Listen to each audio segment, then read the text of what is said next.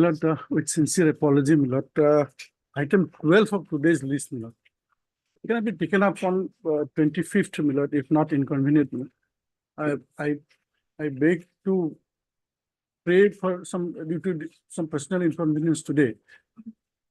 25. Item 12, 12. yes. Can it be listed on 25th, my Lord, if not inconvenient also? Second list. Okay. Yes, Lord. Both sides are represented on the prayer made by Mr. Isangwa, counsel for the petitioner, list on 25. June 6/2024. But it's an inconvenient date. Then Then, my Lord, no, it's not, because it's last day Last before the, few days, last week before Lordship. the vacation. Either Lordship pleases, then, my Lord. Lordship can, 20th is also good for us, Lordship. Huh? 20th, 20. Yes. Yes. Okay, 20. I'm Much obliged. obliged, Lord. I'm under immense pressure to take up hearings. I'm obliged. May please your lordship, I recommend the item number 9 of today list, my lord. Mr. KK Pora, sir, he is not available today, my lord. Kindly take on the Thursday, my lord, day after tomorrow. Petitioner advocate is there. petitioner. Okay, what says the representative? List on. Since it's paid for by his egg, and an FCCC. Okay. Must observe. I guess two petitions, submitting the transfer orders, issued on 6th of June, madam. Can be taken up tomorrow from the assembly. Yeah, please, Lordship. Please for listening, if any, please give it to the court master. Yeah, please, Lordship. Lordship, with the consent of other side, my lord, I beg to mention item number 5 matter. This is a part hard matter, my lord. But due to Mr. Manoj Kumar Sharma, Lordship in this matter is appearing, my lord, for the respondent, my lord. I have already, yesterday I have adjournment slip already filed, my lord. His family members is ICU condition, my lord, GMC. Keeping parted matters too long Lordship, is that very fine, my difficult. lord. We'll release it from parted then. Lordship has had its matter. My hearing was concluded. No, I understand, but you please see the No, difficulties of one the. thing can be done, my lord. This period is probably after vacation. A date may be fixed prior to vacation. Not, we understand that he will not be able to probably come. Then we not that can be not taken to us. Because my not. No, because otherwise also it is too, it's otherwise also, hearing is took long back. It's very difficult to keep it parted. My hearing was heard long back. If I take it back, if for some reason I'm there, then you can make up here, but I can't keep it parted for long. It's against the High Court rules. I leave to my lord. T. Agarwal, the senior counsel, assisted by Mr. Neo. P. Nyog, counsel for the appellant is present. Mr. A. Mubarak, learned counsel for respondent number 1, 2, and 3, case for adjournment. Stop. As the matter was heard in part long back, comma, the registry shall not treat this matter as parted. Next prayer is allowed. List on. Then, After vacation, any date, my lord. Mr. Agarwal, please check your date. July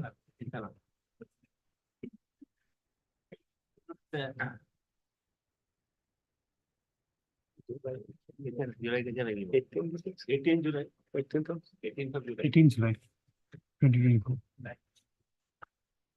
As a fixed matter. May I please your lordship?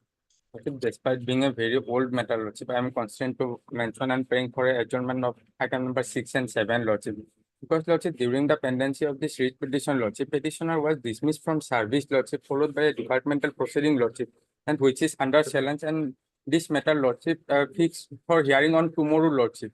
Therefore, Lordship, I humbly pray that Lordship may fix it after summer vacation, Lordship, so that this matter can be disposed of, Lordship. 2012 matter. Yes, Lordship, but Lordship, after that, Lordship, petitioner was dismissed from service, Lordship, followed by departmental proceeding, Lordship, which is under challenge, Lordship. And matter is fixed for hearing on tomorrow, Lordship.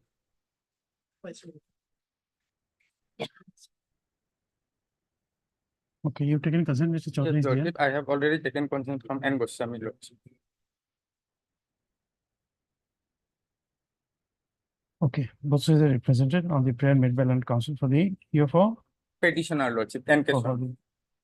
for the petitioner, the matter stands adjourned today. List after ensuing summer vacation. Deeply obliged, Lordship. With the consent of the other side, I have to mention item number 18. Additional AG K. Kumar was supposed to appear in this matter, my lord. But due to serious health concerns, he couldn't appear. But he will not be in a position to appear before my lord today.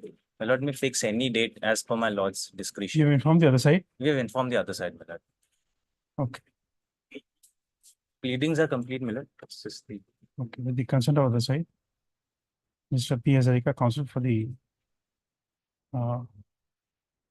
PNRD department, prays for adjournment. Prayer is allowed. List after ensuing vacation. obliged, lordship. May it please your lordship. Lordship, I beg to mention item number 10 and 11. The arguing counsel in this matter, Mr. P.D. Nair is out of station. The matter may be adjourned for today and tomorrow. And we have taken the consent from the other side. And if, as per the convenience of the lordship, if this matter may be fixed on 13th of June. We can make it 12th. On the, with the consent of the other side, the land council for the petitioner prays for adjournment. Prayer is allowed.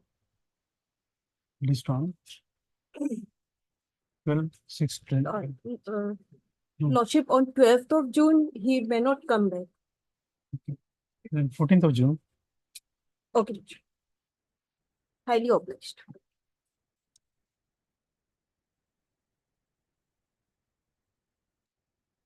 May please your lordship. Lordship, I beg to mention for listing of a repetition.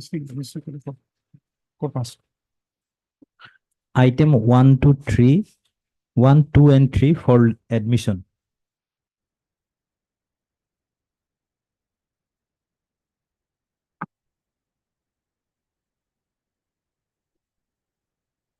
May please your lordship.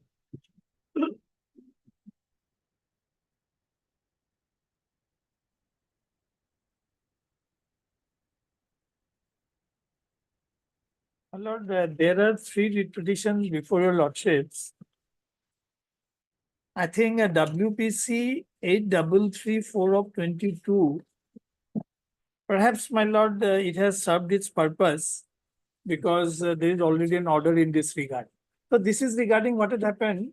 Subsistence allowance was reduced on the ground that the delay in proceeding was on account of attributable to the petitioner because I approached the court. Anyway, my lord, on last occasion, there was an order whereby this honorable court has said that in accordance with the pending, extent rules, I should be paid. So that way, for the present, lordship's attention is not required in case of 8334 of 22. Okay. Oh, it was a anyway. Now, my lord, in other 2 writ petitions, basically our challenge is what had happened. There was a complaint of sexual harassment against the petitioner. Now, it was being inquired into by the Internal Complaint Committee, ICC. Now, at the relevant point of time, there was also a police complaint based on which I was inside the jail. So I could not participate in the proceedings. So, my lord, what I am praying basically is the matter should be remanded to the ICC to inquire from that stage. Why I'm saying so, serious prejudice has caused. If your lordship would kindly take WPC 2961 of 22, page 38. Now, this is the proceedings of the ICC. page 38.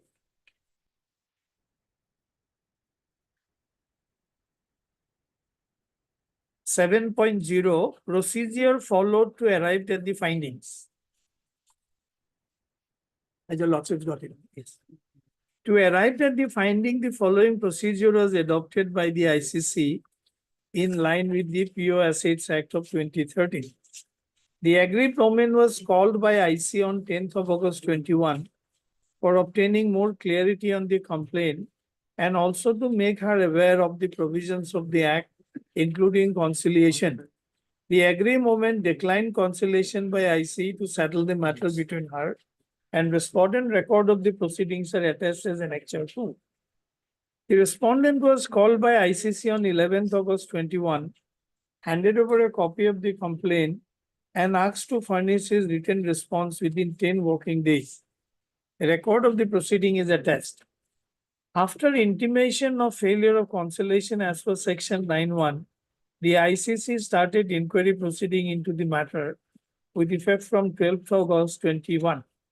14 witnesses were summoned by the ICC on 9th of September, 10th of September, and 5th of October. They include the witnesses that the agreed domain had named and also person that the agreed domain had mentioned during her interaction with the IC on 10th of August. Discretion was used by IC to summon a few witnesses who the ICC felt could throw more light in arriving at the finding. The witnesses' statements are attached. So these are the attached. Please skip over to the next page. 7.1.4. Agreed domain was again called by the IC on 5th of October to respond to the information gathered from inquiry till then, and statement is attached as Annexure 5. In accordance with the principles of natural justice, IC made several attempts to reach out to the respondent and get his written response to the allegation made by the aggrieved domain, keeping in view the extraordinary circumstances that had arisen on account of the respondent being lodged in Golaghat jail after his arrest from Guwahati on 28 August, based on FIR filed by aggrieved domain on 19 August. As mentioned earlier, respondent was arrested before expiry of the deadline of 10 working days to furnish a written reply to the allegations made against him by the aggrieved domain in her complaint. To IC, and respondent had not filed his written response. The IC at frequent interval from the date of receipt of the complaint on 28th of July to assess and take decision on new development unfolding during the course of the time. Due to the prevailing circumstances, 3-time extensions were granted and conveyed to the respondent to jail superintendent of Golaghat jail. The respondent, however, did not give his written response, citing his prevailing circumstances being in jail custody, making it impossible for him to respond. Before finalizing the report as per the timeline indicated in POC Act of 2013, the IC made one final attempt to receive the response of the respondent and filed a petition on 1st October at the court of the Honorable CJM Golaghat to meet the respondent at Golaghat jail, which having been allowed, the IC made the respondent in Golaghat jail. The recorded interaction of the proceedings with the aggrieved domain, the witness statement and final statement dated so-and-so of the aggrieved domain were furnished to him through jail authorities 2 days in advance in order to give the respondent adequate time to prepare his response before the IC. The IC made the respondent at Golaghat jail on 11th October, and his statement which was recorded is attached as so-and-so. Aggrieved domain was also furnished the recorded statement of the respondent witness. Then please come to the finding. The IC could not come to the definite conclusion as to whether aggrieved domain had visited the respondent's residential quarter at NRL Township on the night of 19th of July 21, and therefore whether the incident of sexual exploitation by respondent had happened on the night of 19 July 21. IC tried to gather CCTV footage of 19 July night and the wee hours of 28 July, covering the route from the aggrieved women's boarding at Dhonseri House to the respondent's residential quarter at NRL Township, but CCTV backup was not available when the inquiry started. Agri-Woman has also shared video recording of her conversation with respondent in the days following the incident, but it could not be ascertained by IC if conversation was about incident that happened on 19 July. Notwithstanding the above, two witnesses have corroborated that Agri-Woman had gone out of Dhansiri Guest House, NRL, where she is a boarder on the night of 19 after 10 p.m. She had mentioned to one of the witnesses that she is going out to dinner to Sir's house without mentioning any specific name. She returned late about 1:30 a.m., 1:45 p.m. on 20th July, as corroborated by the above two witnesses, who have gone downstairs since they were worried that the Agri-Woman was not responding to her phone calls despite being so late in the night. Both the witnesses also said that when they went down, they found Agri-Woman alone sitting inside her car in front of the Dhansiri house with the headlights on. Agri-Woman was seemingly in a drunken state, unsteady, and went directly to her room to sleep. After that night, the Agri-Woman withdrew herself in a shell, isolated herself, and was seemingly down and depressed. The above points out that Agri-Woman may have faced a traumatic experience, and the incident, as alleged by the Agri-Woman, in all likelihood had happened. I'm not going to the findings part. What I'm trying to submit for Lordship's consideration is, the version of the woman and the witnesses I could not cross-examine. I was inside the jail. Was I in a position to respond even, my lord, even if it was given to me 2 days ahead? So therefore, what I feel is, there are other aspects also in this case. But if your lordship decides to remand the matter to the ICC to do the exercise again, in that case, I will not place my other points. Now, can it be said a fair procedure was adopted? They themselves said circumstances changed. They went to the court of the CJM, Lanet CJM. CJM passed the order whereby permission was granted to meet me. From the jail, can I take a defense, my lord? And I have read the findings to show. What is the date when you got bail? Huh?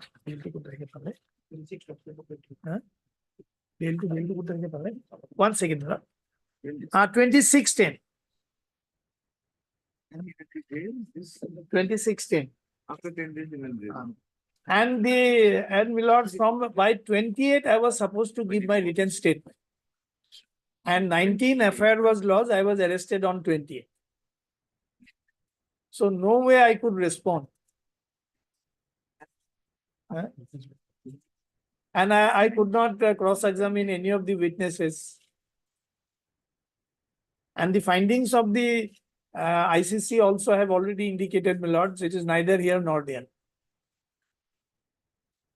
So therefore, for the ends of justice, if the matter is remanded to the ICC, my lord, I'm not saying that I should be absolved of everything. Let the inquiry be done in accordance with law, then let them proceed. Yes.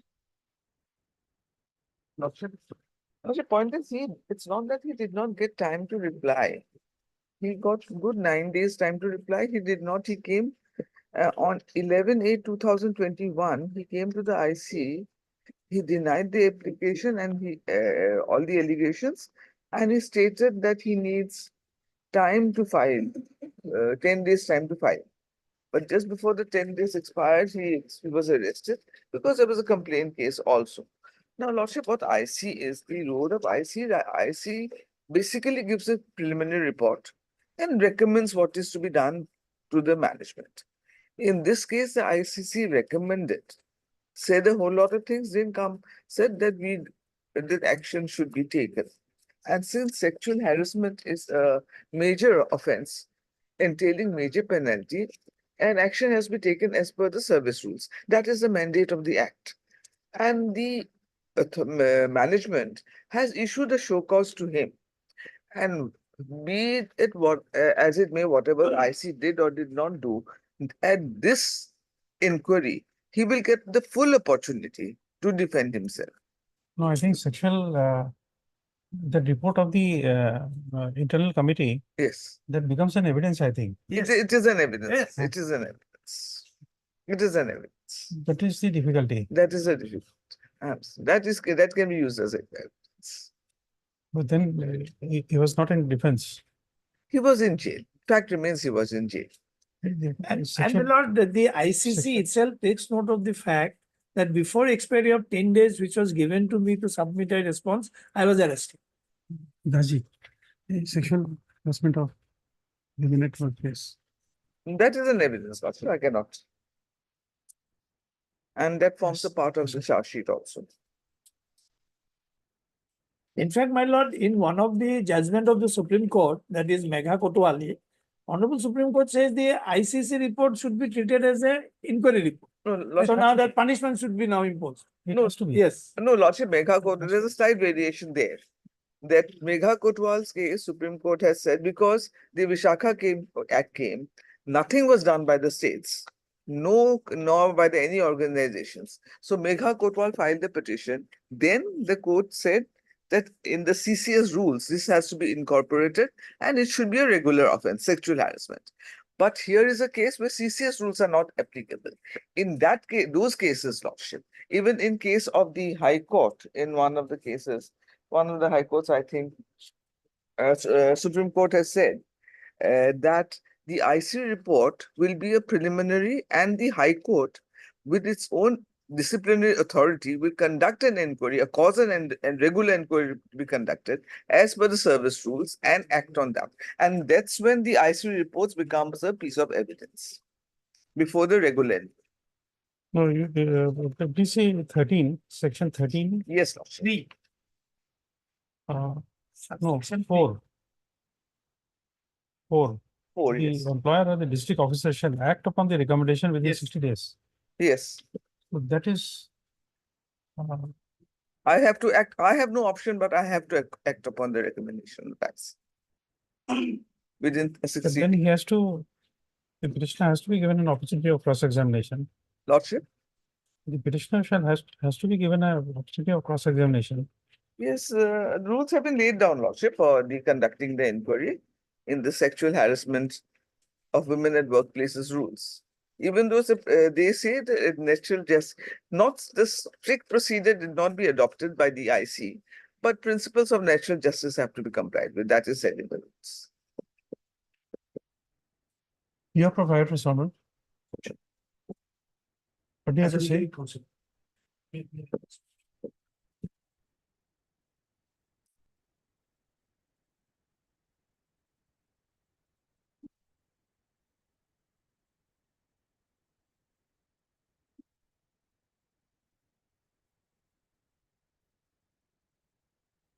My lordships, keeping the allegations How and do the you, counter, how do you overcome rule 7.4? my lordships, Rule 7.4 of the of the sexual harassment of women at workplace rules.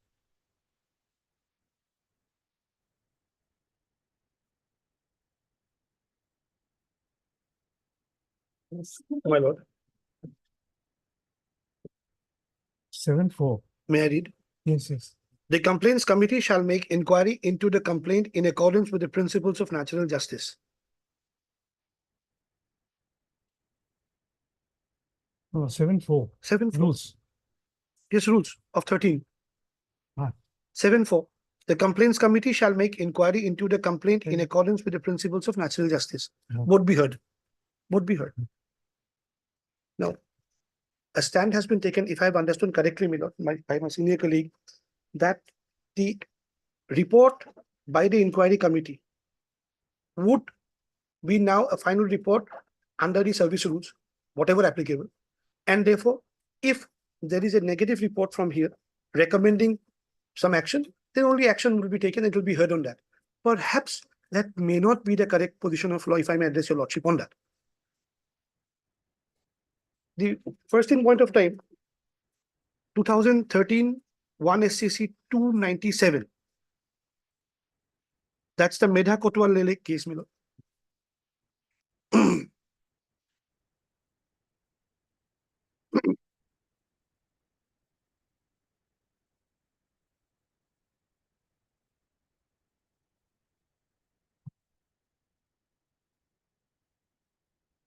Between 1 SCC. 297.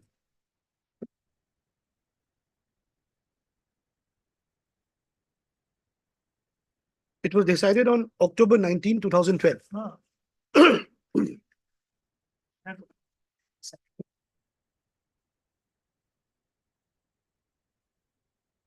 Lordship is there.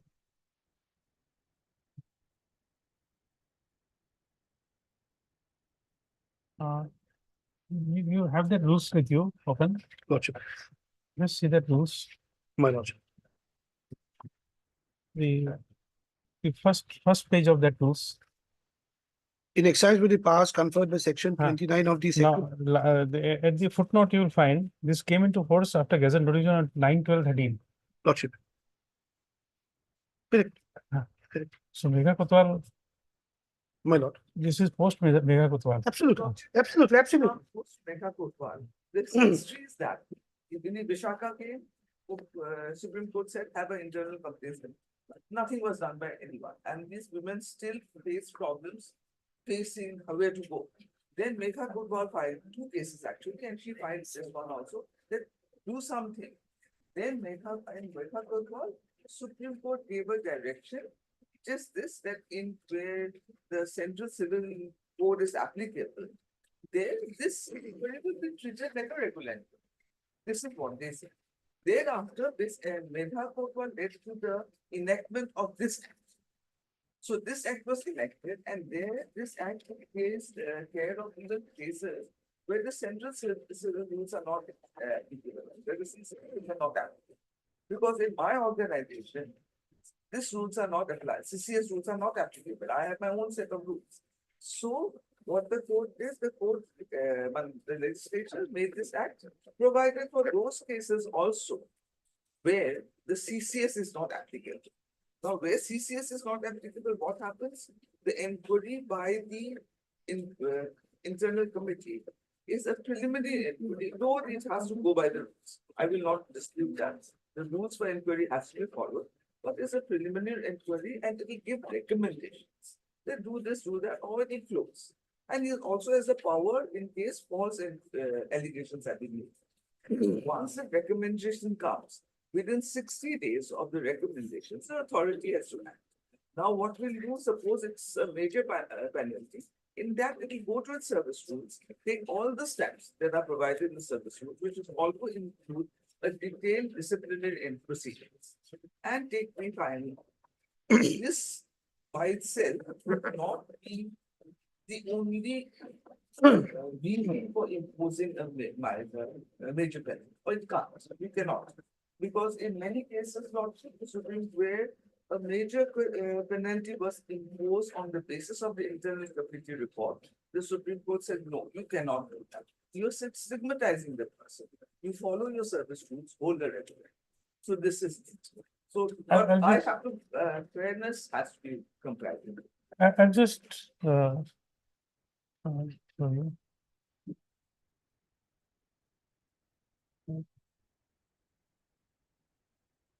CPC. I'm showing your book, with which I am more comfortable.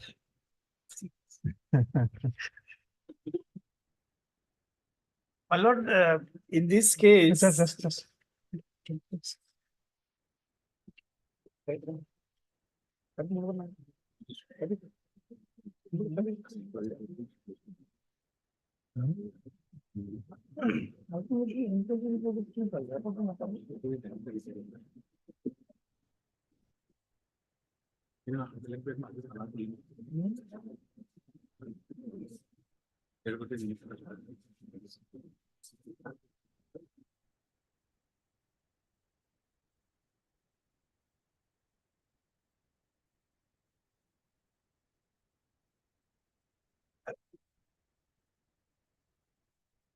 No, to Mrs. No.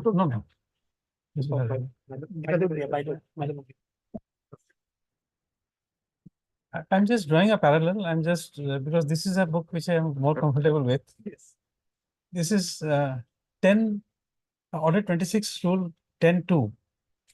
Commission. Order 26 Rule 9 is issuance of commission, and 10(2) says that the report of the commission becomes an evidence. Yes. Now I'm drawing parallel from there. This is just for showing that how I'm treating this matter. Just a moment.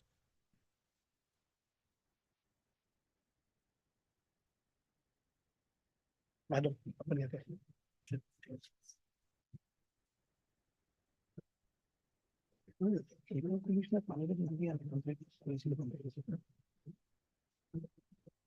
In fact, 13(3), my lord, section.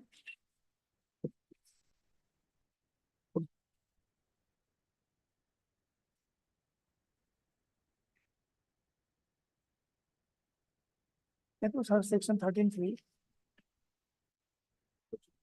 All of the legacies subject to correction. It is the fact. I think she called out to put the jump my service on them. I'm just drawing a parallel from there, just to make it understanding. Now, what happens is that the experience which I have, the limited experience is that once a report of the commission is there, then we get an opportunity of cross-examining the persons who were involved and whose report is brought on record. The other way to look at it is 293 of the CRPC. It says that few persons are exempted from appearing before the court. Their description of 5 or 6 authorities given there.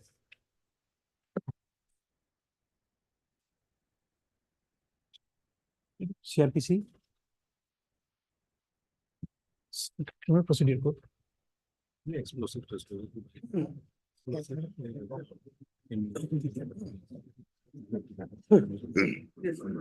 CRBC.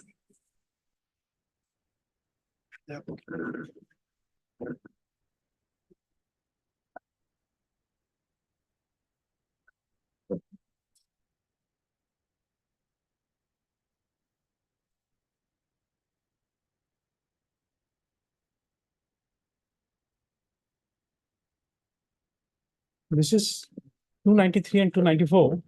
293 is the experts. This is CRPC. Yes. And 294 is no formal proof of certain documents. 293 to 294, that is under the scheme. What happens is that there are officers of the class of officers mentioned there. They are not required to be present because their reports can be examined by the IO or any other person, and that becomes an evidence. That is the scheme of the act. Now, what happens in a criminal trial or a the reason is that they are scientific experts and they are always not required to sustain their, for example, postmortem report. So in postmortem report, whatever they finding they gave, is normally treated with sacrosanct because these people should not be called and face to save their own time.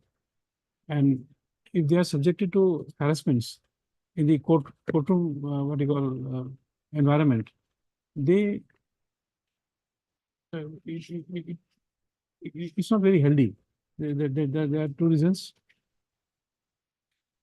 Now, what happens in IC is that if this report remains uncontroverted, you have to explain it to us that how the petitioner will not be prejudiced.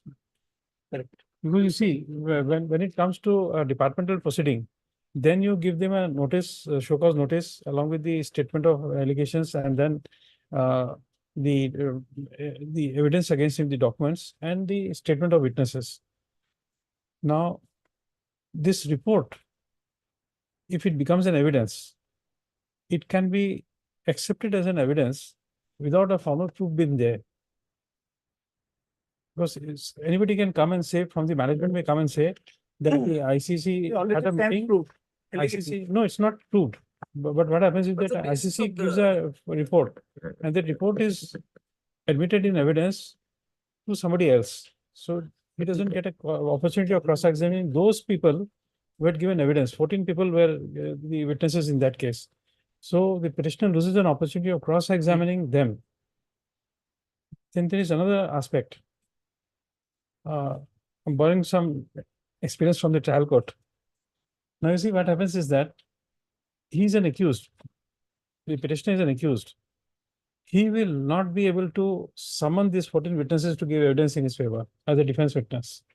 that will be very fatal because if he brings them as a defense witness and one line adverse to him is spoken in that evidence, he's nailed. Good enough. So this is the scheme under which I am thinking. So please tell me if I am wrong. That's fair because this is for initiating the proceeding also. The IC report forms a basis for even for initiating the proceeding. Stuff. Now, this also goes to the part of the evidence. Is to disprove it's difficult, it's not possible to disprove it. The report per se, the contents of others, maybe some will come, give evidence, that's a different thing. But whatever said there, that cannot be disproved. The contents of the IC report cannot be disproved. He can have some witnesses straight to give his version of the story. But that again would be in contradiction of what he has given. Yes. Subject to correction, my lord, if I am to submit, my lord, I leave it to your lordship, but as I would appreciate the things and most humbly I would submit, is that the Honorable Apex Court has itself understood the matter in two different ways. Therefore, I was referring to that.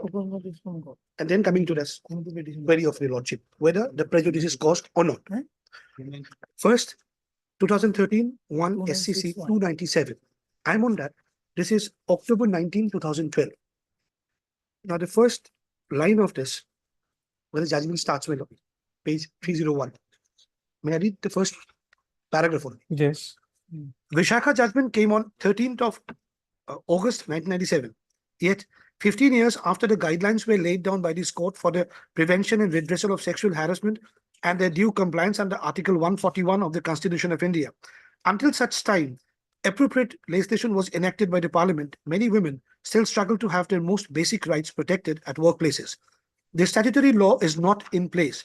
The Protection of Women Against Sexual Harassment at Workplace Bill 2010 is still pending in Parliament, though Lok Sabha is said to have passed that bill in the first week of September 12. The belief of the Constitution framers in fairness of justice for women is yet to be fully achieved at the workplaces of the country. So, prior to the Act of 2013, the Honorable Apex Court was considering a case when only the Vishakha guidelines, if I may say so, were there.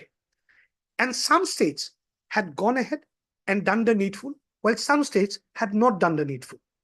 In this backdrop, I just skip a few pages more and invite my lord's attention to paragraph 44.1 in journal page 309.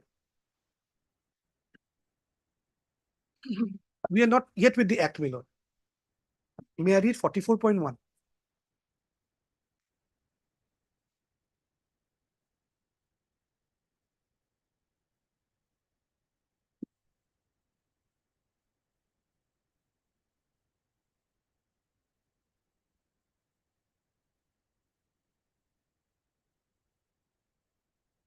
Yes. The states and the union territories which have not yet carried out adequate and appropriate amendments in their respective civil services conduct rules, by whatever name these rules are called, shall do so within 2 months from today by providing that the report of the complaints committee shall be deemed to be an inquiry report in a disciplinary action under such civil service conduct rules. In other words, the disciplinary authority shall treat the report, findings, etc. of the complaints committee as the findings of a disciplinary inquiry against the delinquent employee and shall act on such report accordingly. The findings and the report of the complaints committee shall not be treated as a mere preliminary investigation or inquiry leading to a disciplinary action, but shall be treated as a finding report in an inquiry into the misconduct of the delinquent. This was then as on my lordship's 19th October 2012. Following the Vishakha guidelines, all what was said is that whatever inquiry is done, it should be treated, and from there stems off the remaining part of under the service rules. Now comes, my lord, 2024, 2020, 2020.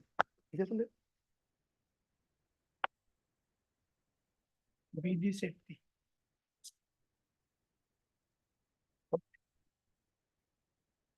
I'm sorry for now comes okay. Sorry, having a soft copy for that, my lord. Now comes Dr. Vijay Kumaran CPV, my lord. I What will is the refer to that. section? I'm extremely sorry, I can refer to that. Huh? It's 2020, volume 12, SCC 426. Allotment. Volume 12, SCC 426. 426, sir. 426. Now the act is there.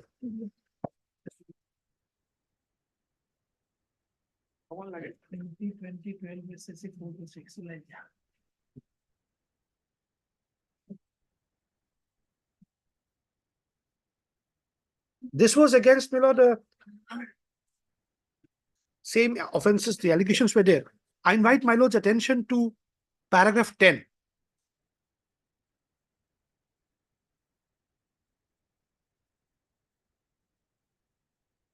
May I read paragraph 10?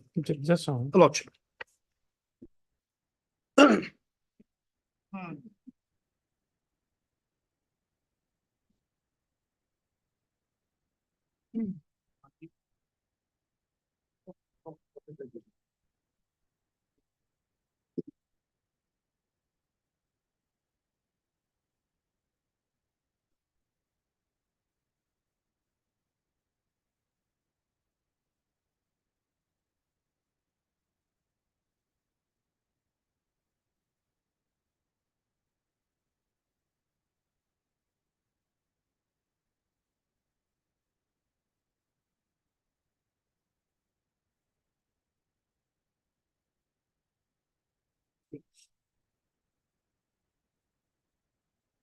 Paragraph?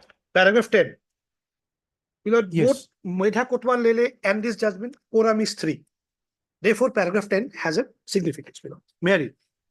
Upon receipt of complaints from the aggrieved women, girl students of the university, about the sexual harassment at workplace, in this case, university campus, it was obligatory on the administration to refer such complaints to the internal committee or the local committee within the stipulated time period as predicated in section 9 of the Act of 13. Upon receipt of such complaint, an inquiry is required to be undertaken by the internal committee or the local committee in conformity with the stipulations in section 11 of the 2013 Act. The procedure for conducting such inquiry has also been amplified in the 2015 regulations. Thus understood, it necessarily follows that inquiry is a formal inquiry required to be undertaken in terms of 2015 regulations.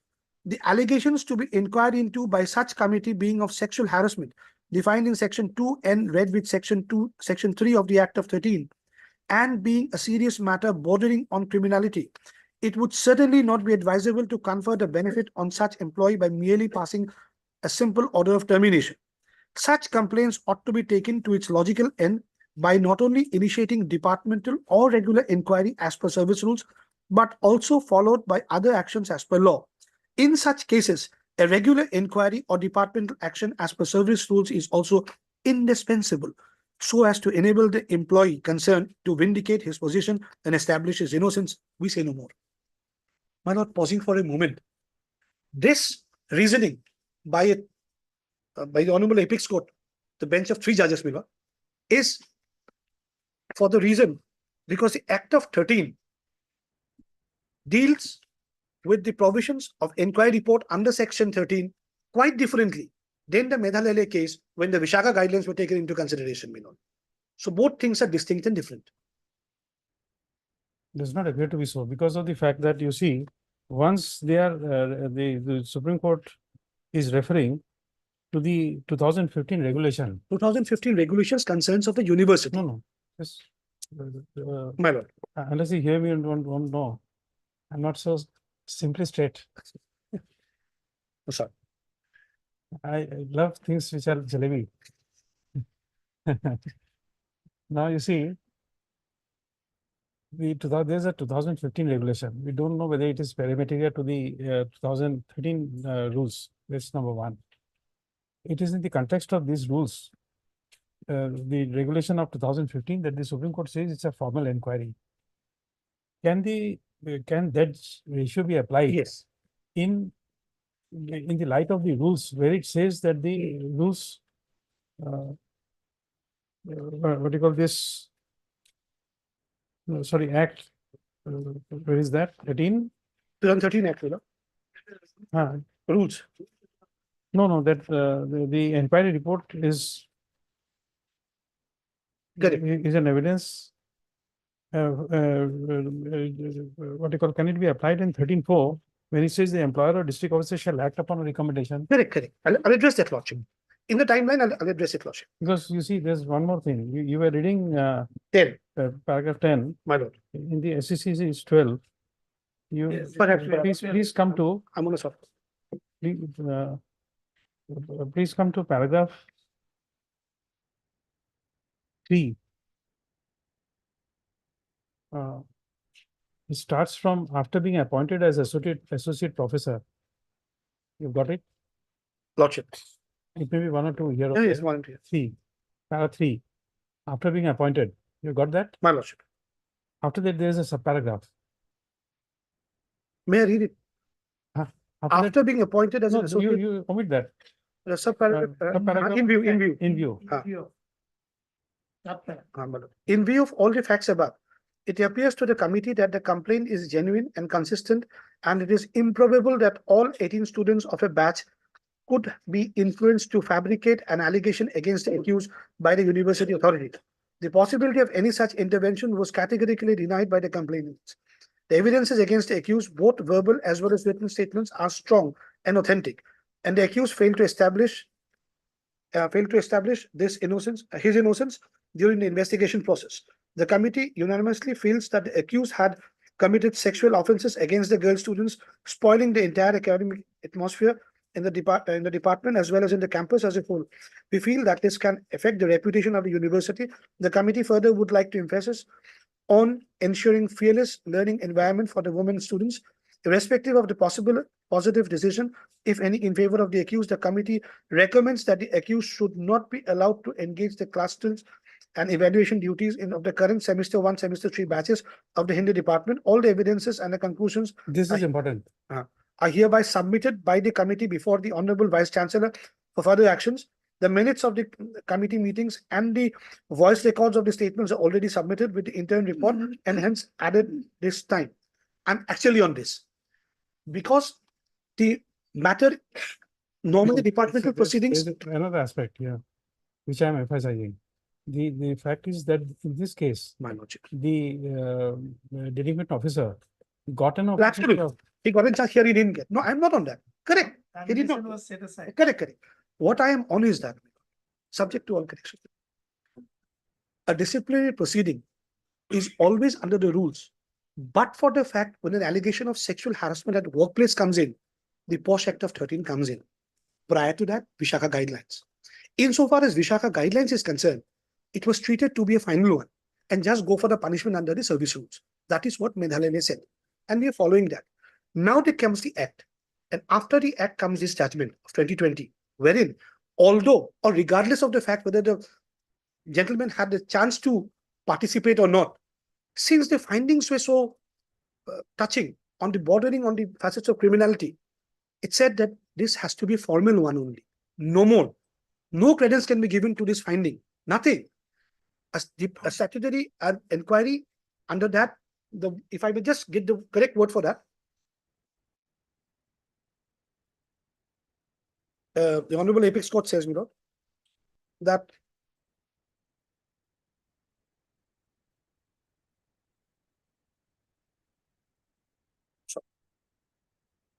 in such cases, a regular inquiry or a departmental action as per service rules is also indispensable, so as to enable the employee concerned to vindicate his position and establish his innocence. I am on that.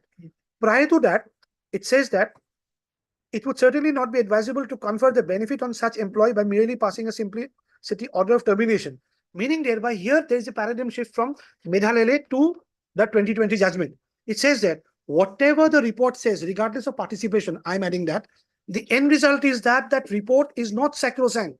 It merely opens the door for a disciplinary proceeding to germinate from the point 1.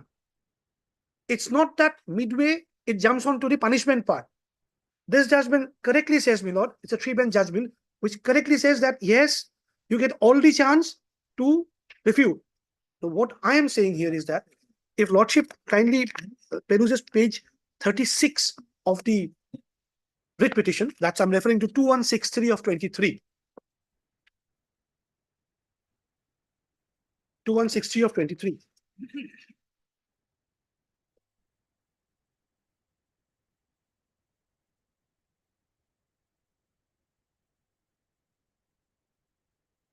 In the 2020 case, it was under the 2015 regulations, which had the amendments done after the 13 Act came into place. Page Here, number? 36.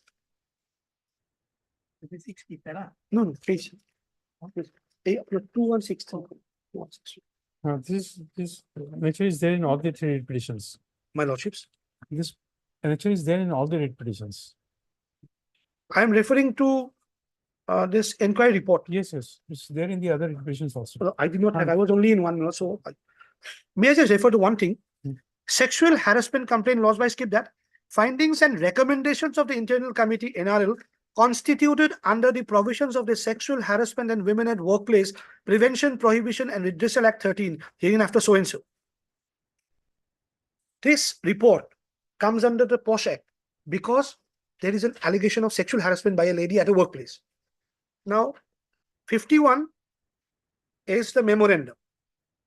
After this, it says Numaligarh Refinery Limited proposes to hold inquiry against Nihar Prasad Sharma so and so under Rule 6 of Part 3 Discipline Appeal Rules of the Conduct Discipline Appeal Rules of 1995 for management staff of Numaligarh Refinery Limited. Pausing for a moment, quite correctly, following the 2020 judgment, it stems on to the next part. The proceeding now starts. Now, if we follow the 2020 judgment, which says it has no value, it only opens the door for whether to initiate a proceeding or not to initiate a proceeding. Medhalele was on a different chapter altogether. At this stage, if the recommendation would have been no, not in the affirmation, then the disciplinary proceeding could not have been initiated on this ground. On this ground, what I'm on. Since the recommendation is of misconduct, therefore, correctly the disciplinary proceeding starts. So whether or not Are you trying to argue that all these witnesses who gave evidence before the ICC will have to be re-examined by the management during the departmental proceedings? I'm not quite saying that. What I am addressing, your lordship, is that If you don't say that, then this can't be accepted. but so far as the proceedings are by the memorandum has started, this is only because, if I may invite my lord's attention to the Act. The Act says Inquiry Report 13. If I may read, my lord. On the completion of an inquiry under the Act, the Internal Committee or the local committee, as the case may be, shall provide a report of its finding to the employer, or as the case may be, the district officer within a period of 10 days from the date of completion of the inquiry, and such report be made available to the concerned parties. Where the Internal Committee or the local committee, as the case may be, arrives at the conclusion that the allegation against the respondent has not been proved, it shall recommend to the employer and the district officer that no action is required to be taken in that matter.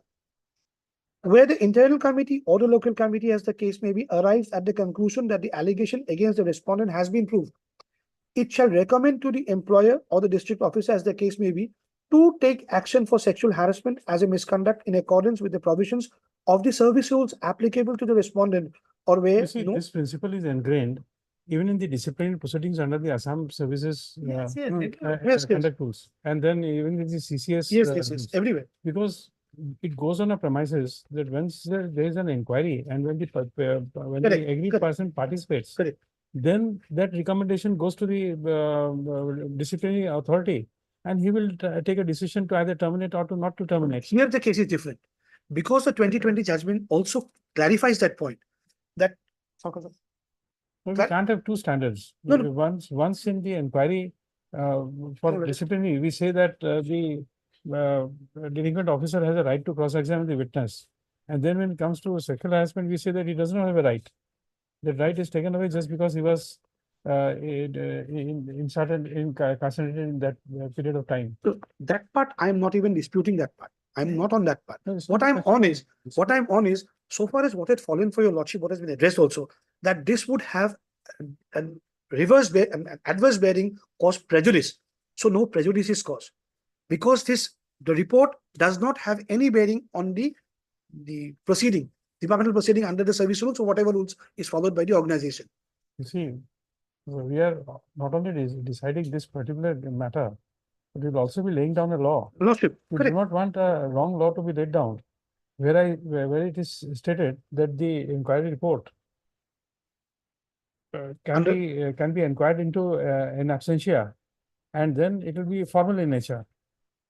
You see, then what we do is that the evidence which has come in of all the witnesses examined by the management during this ICC proceedings, they all go.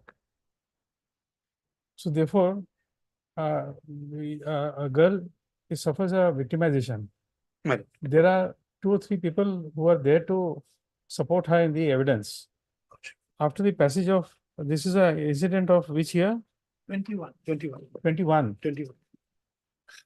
Half of them may be there, half of them may not be there.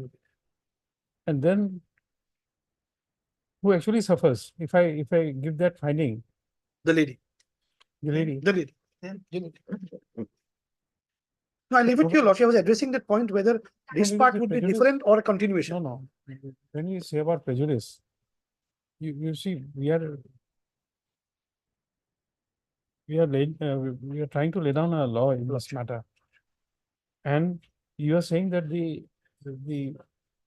manner in which we are thinking is contrary to this 2020 12 SCC, because of the fact that this judgment says that it is formal in nature. Yes. But there's also another judgment.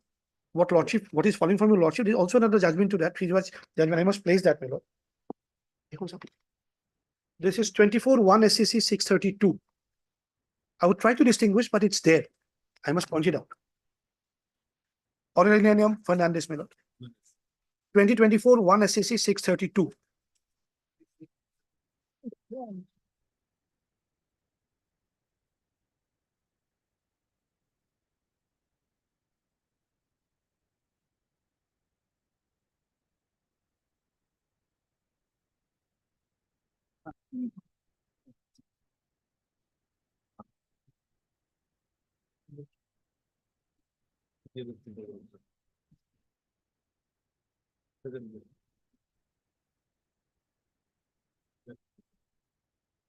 I would be referring to paragraph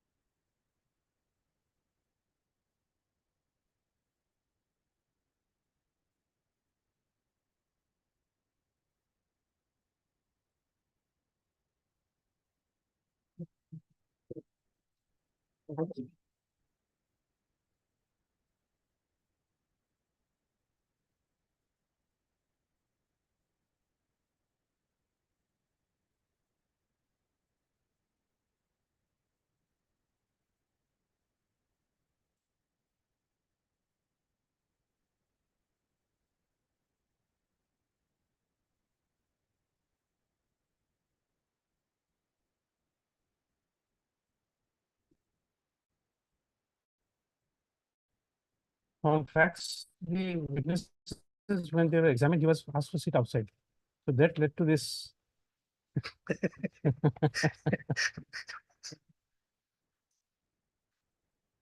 No, there's Mr. another thing which has fallen from your Mr. lordship. Chaudhary, he has the ability to think on legs. My Lord, in fact, this is not a case. I'll respectfully submit. Lordship will go to all these aspects. Of course, my Lord, to lay down the law, all the aspects must be alive in your Lordship's mind. I do not dispute that. Now, in this case, my Lord, there are certain admitted position. Admitted position is section 13, 3 and 4 of the Act, POSH Act, and read with rule 7.4 makes it very clear that the ICC report cannot be construed as a mere fact-finding committee. It is an inquiry contemplated by statute where the principle of natural justice is required to be followed. Now, when we say principle of natural justice, when it is an inquiry is in the nature of an quasi-judicial inquiry, the element of, my Lord, the incidence of evidence act will also come into play. As has been very rightly observed by your lordships, the 14 witnesses were examined. I never get an opportunity to cross-examine them. Now, what would be the sanctity of that report? Therefore, to say that it is a preliminary inquiry is not correct. Now, secondly, my Lord, the department, they have this, this is the policy which have,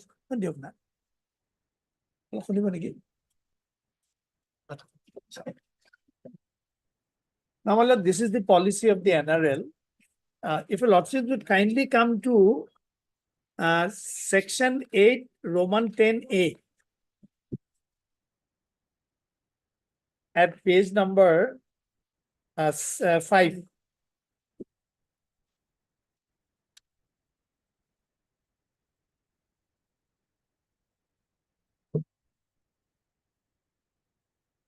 Page number 5, Roman 10, small a.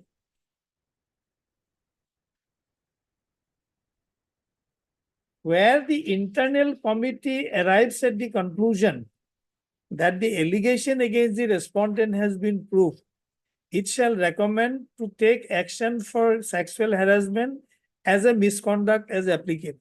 So precisely this is what they have followed. If your lordship kindly comes to page 47 of the writ petition, what is the recommendation?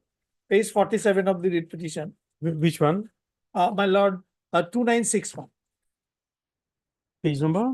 47.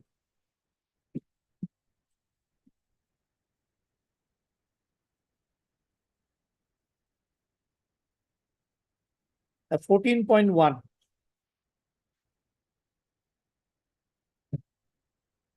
In view of the above and in line with section 810A of the NRL policy on prevention of sexual harassment of women at workplace and clause 13.3 of the Act, it should be section, the ICC hereby recommends the following: to take action for sexual harassment as a misconduct in accordance with the provisions of the service rule applicable to the respondent. So, my Lord, the principles which was laid down in Megha Kotwal, perhaps, my Lord, this was prior to the even framing of the rules. Therefore, I think the principles laid down therein stands diluted to a large extent, because when the organization itself has a rule, so because in Megha Kotwal also it says, my Lord, that it will be subject to the rules to be framed by the particular organization. Even the CCS rule has been amended. If your lordship would kindly have this, last occasion I had given one copy.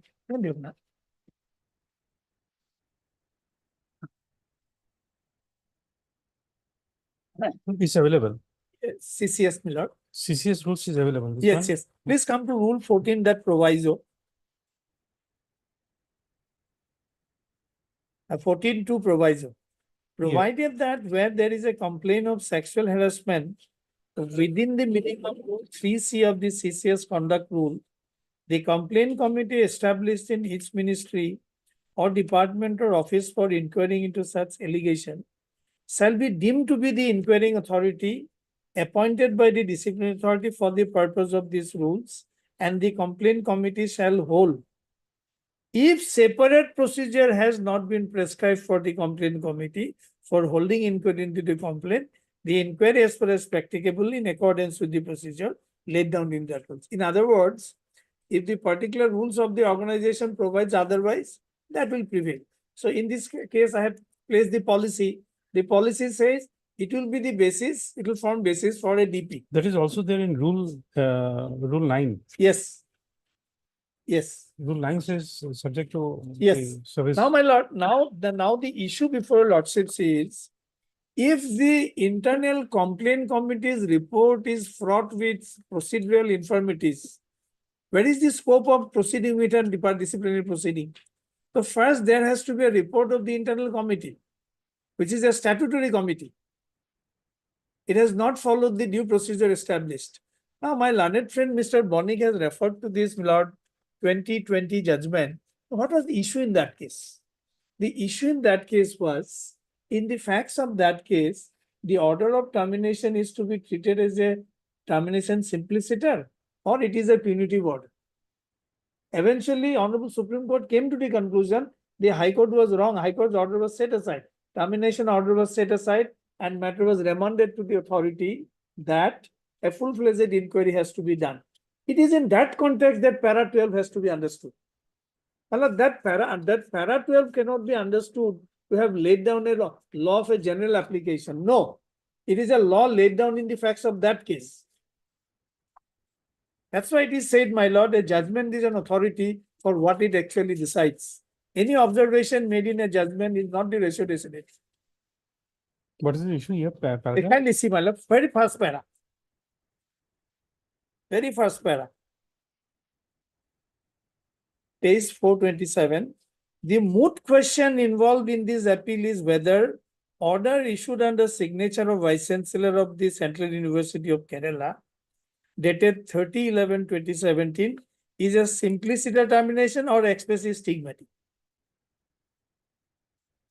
So the court was not examining, my lord, the scope of the POSH Act of 2013. So the observation which my learned friend referred has to be understood in the context, the issue which was before the Honorable Supreme Court. Now please come to paragraph 14 at page 435.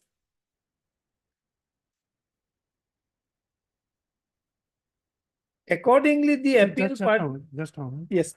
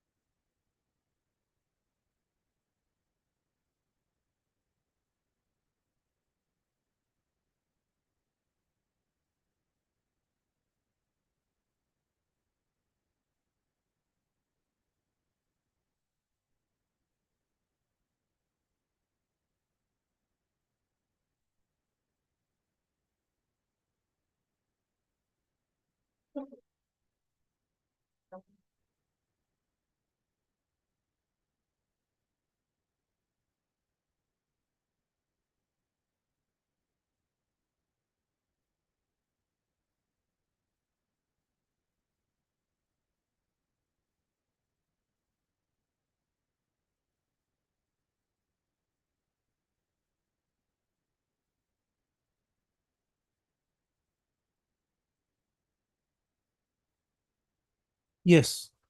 Para 14. Accordingly, this appeal partly succeeds.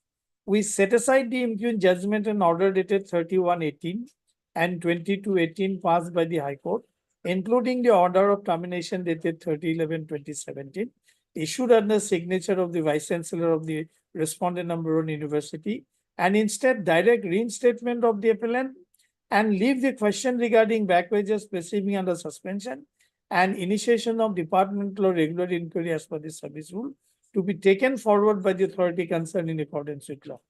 My lord, because he was under probation, as if in the process of assessing his suitability, he was terminated. he was found to be not suitable. So in that case, certain observations were made. With all respect, I'll submit, it may not have any bearing. On the contrary, this 2024 judgment, it takes note of the infirmities committed by the, ICC Milan. Please come to the para 82 of the judgment. 2024 1 SCC 632.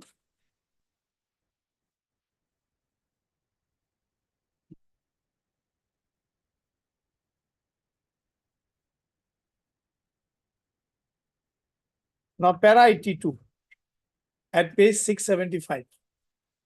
This court there is therefore of the opinion that proceedings conducted by the committee with effect from the month of May 2009 fell short of as far as practicable norm prescribed in the relevant rules.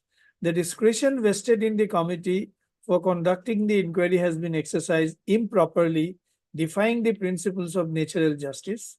As a consequence thereof, impugned judgment upholding the decision taken by the EC of terminating services of the appellant duly endorsed by the appellate authority cannot be sustained and is accordingly quashed and set aside with the following directions. The matter is remanded back to the complaint committee to take up the inquiry proceeding as they stood on 5/5/2009. The committee shall afford adequate opportunity to the appellant to defend himself. The appellant shall not seek any adjournment of the proceedings. A report shall be submitted by the committee to the disciplinary authority for appropriate orders. Having regard to the long passage of time, respondents are directed to complete the entire process within 3 months from the first date of hearing issued by the committee. The procedure to be followed by the committee and disciplinary authorities shall be guided by the principles of natural justice. So, my lord, the preponderance of judicial view is that even in a ICC inquiry, it has to be done consistently with the principles of natural justice. And it's a statutory prescription. Rule 7.4 read with 13.3 and 4 makes it very clear. Therefore, in my humble submission, my lord, without going to any other aspects, all these 3 writ petitions can be, taken up together. Regarding suspension, my lord, lordships can leave the matter to the authority to take a call, having regard to the order which your lordships will pass, and let there be a fresh inquiry by the ICC, and thereafter, in accordance with the service rule of the NRL, my lord, necessary action will be taken. But as it stands, my lord, this inquiry ICC report, which forms the basis for all the subsequent action, in my humble submission, is not sustaining. They have appellate provisions also there against rights. Where is that? If you're not section 80. Appeal, when we filed appeal, my lord, they say we can appellate authority will take note of only when final order is passed. That means once disciplinary authority will terminate me, then only I can go to appellate. They filed an appeal before us. Now, as per rules, if lordship looks at the rules, I cannot appoint the appellate authority. Appellate authority has to be appointed by the state government. And Rule 11 says, subject to the provisions of section 18, any person aggrieved from the recommendation made under subsection 2 of section 13 or under clause 1 or clause 2 of subsection 3 of section 13 or subsection 1 or subsection 1(2) of section 14 or section 17 or non-implementation of such recommendations may preferred appeal to the appellate authority notified under clause A of section 2 of the Industrial Employees Standing Orders Act 1940. This is the person I have to apply to. Well, that will perhaps apply to workmen standing order. But that is a standard thing which they've said. Here they say the appeal recommendations may prefer appeal to the court or tribunal in accordance with the provisions of the service rules applicable to the said person, or where no such service rule exists, then without prejudice to the provisions contained in other laws for the time being in force, the person aggrieved may prefer an appeal in such manner as may be prescribed. So prescription is given in Rule 11.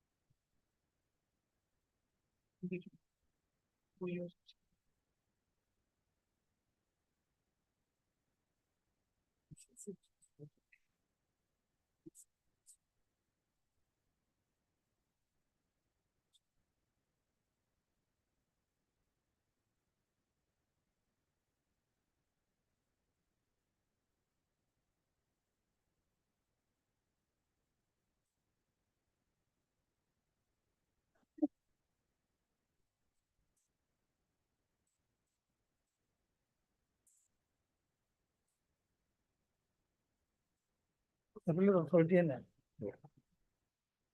Yeah, It's for the government to notify.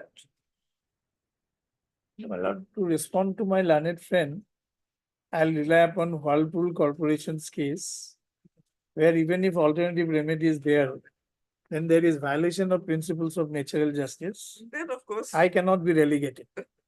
then of course, is always there. That is always there, Lordship. Authority and appellate authority. And more particularly, there is no appellate authority. But I have to say, before Lordship, that every provision is there, and the government or whoever the authority concerned should make up.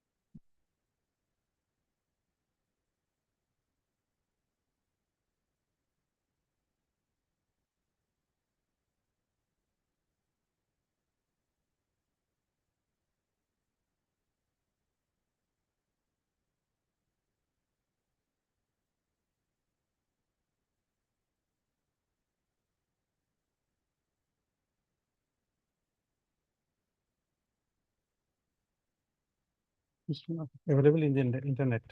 No. Appellate authority is not available in the internet. No, no, no, At no. least I can't lay my hands. What it will be? It will be the Commissioner of Labor who has the authority to do it, but in Assam, I am not getting it. No, there's none. It's not there.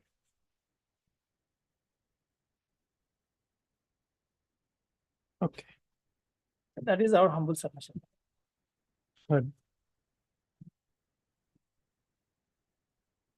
Mr. K. Chaudhary, this will be, first will be 833 4th of 2022. Heard Mr. K. Chaudhary, Senior Counsel, assisted by Mr. P. Kotogi, Counsel for the petitioner. Also heard Mrs. M. Hazarika, Senior Counsel, assisted by Mr. D. Khan, Counsel for the respondent numbers.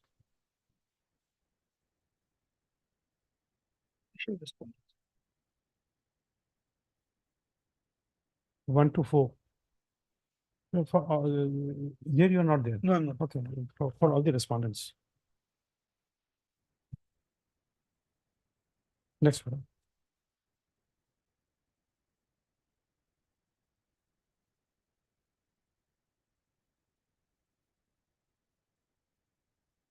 Upon instructions, the learned senior counsel for the petitioner has submitted that the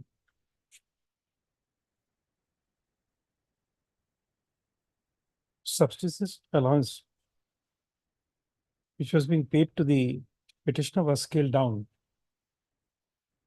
But pursuant to order dated 17/5/2024 passed in this writ petition, the subsistence allowance of the petitioner has been restored. Accordingly, his instructions not to press this matter. So according to this, writ petition stands closed, will not pressed. My lord, there is an order, I'm told they have not yet complied with. I think hope they will, my friend was there. Complied. So I think they were waiting for the 20th. Till now, they have not complied with. That's why I initially said, my lord. I'll Lordship argue. Or lordship can deal all the cases together where lordship can Lordship, keep. Lordship, as far as mine, I just got an instruction that they have no objection if the matter goes back to the IC to conduct a full-fledged. Okay. Lordship, and then everything will follow accordingly. No, regarding whether to keep me under suspension as has been observed by the Supreme Court in that parameter, 82 of that 24 judgment. No, Supreme Court suspension is. No, that is, we leave it to the authority. my lord. So this issue also you will raise there, Yes. this issue. Okay. Or lordship can say that whether to during this period, whether I should be again kept under suspension, they will take a call. So do you know who will do? Huh? Do you know who? Do you know who? Dr. Manish Reddy company, more people, this people. Do you know who will do That's it. Summons, he will be permitted to, that the petitioner will be permitted to submit a representation before the respondent authority as to whether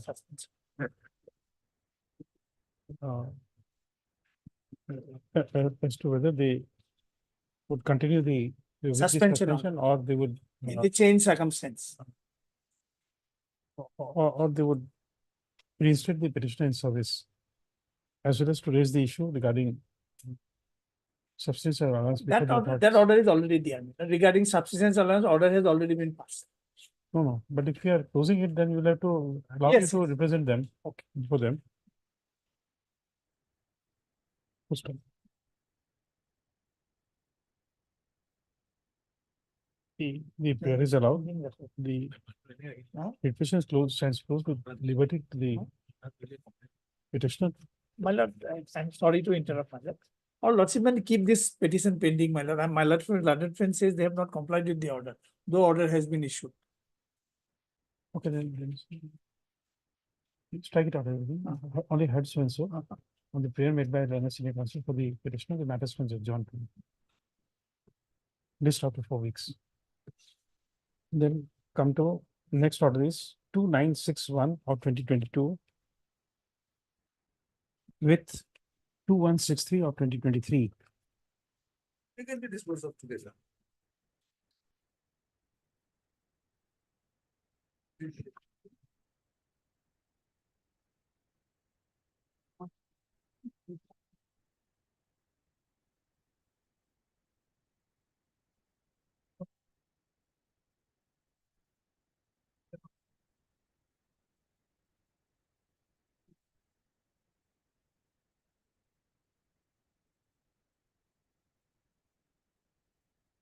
What is this, page 30, order letter dated 33/2022? Where is that?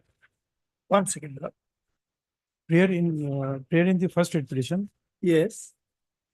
3322, What is that? page 78.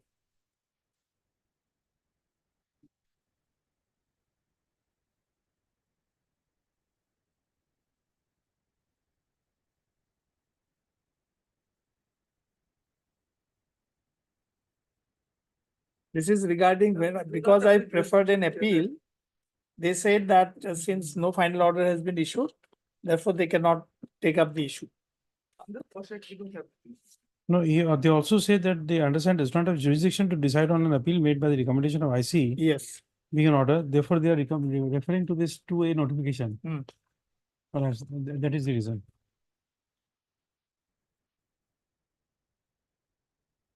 For the government, will be there. No, no. No, we want the someone to represent labor department.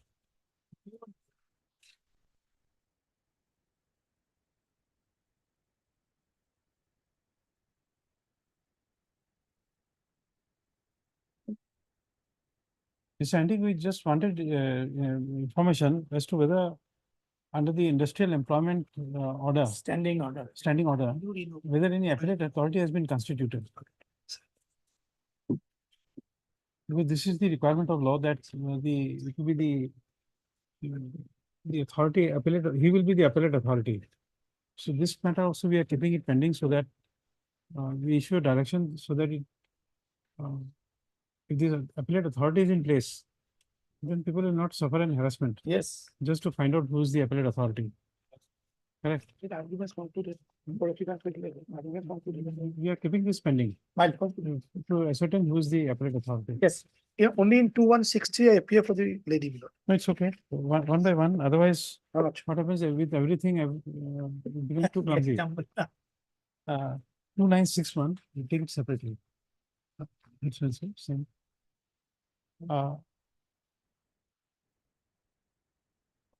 It appears from the text of from the contents of the impugned letter dated 30/3/2022 issued by the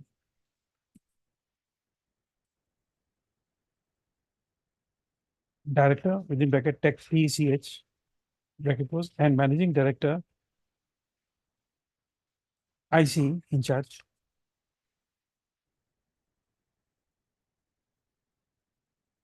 That the said authority has stated that it does not have the jurisdiction to decide on an appeal made on the recommendation by the internal committee of NRL as an order of major or minor penalty has not been issued in this case. Full stop. In this regard, the Learned Senior Counsel for the respondents has referred to the provisions of Rule 11 of the sexual harassment of women at workplace within bracket prevention, comma, prohibition and redressal bracket close rules, comma 2013. And it is submitted that the appellate authority would be one which is notified under clause within bracket A of section 2 of the Industrial Employment within bracket Standing Orders bracket closed Act, comma 1946. Stop. The said provision is quoted below. Next paragraph.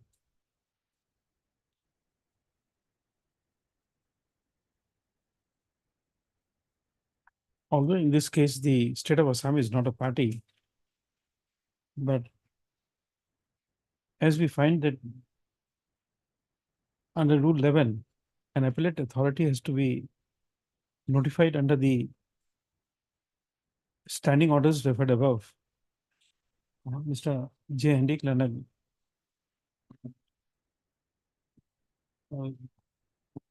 government advocate, his present is requested to ascertain from the Office of the River Commissioner, Government of Assam, as to whether any authority has been notified to be the appellate authority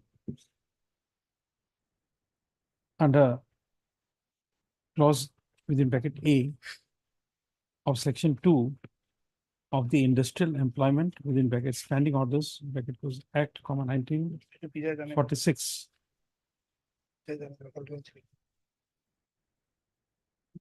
Full stop. The learned government advocate shall send a downloaded copy of this order to the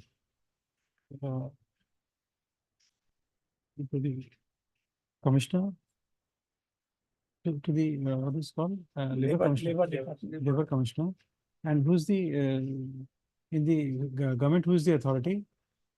Labor Department. To the Commissioner Secretary, Government of Assam, Labor Department. the Secretary, the Government of Assam, Labor Department, for obtaining the information. Next one. List after 4 weeks along with WBC 8334 of 2022. Next one, the registry shall reflect the name of Mr. J. Hendy, Learned Counsel for the state, while listing the matter next.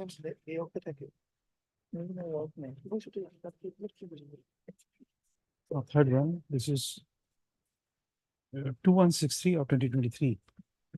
Here, then we had also had Mr. S. Banik, Learned Counsel for respondent number 5. I'm a legal aid counsel, my lord. Or legal aid counsel for respondent number 5.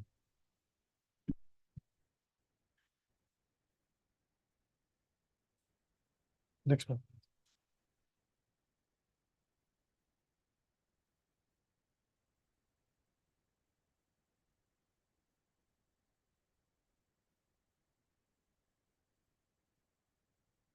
In brief, the case of the petitioner is that while he was working as the deputy general manager within bracket instrumentation, bracket goes come head of the instrumentation department, NRL, Numaligarh,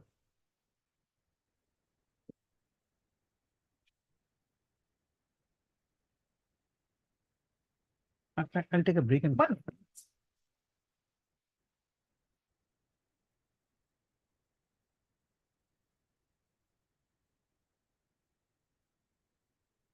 Running from one court to another makes you young.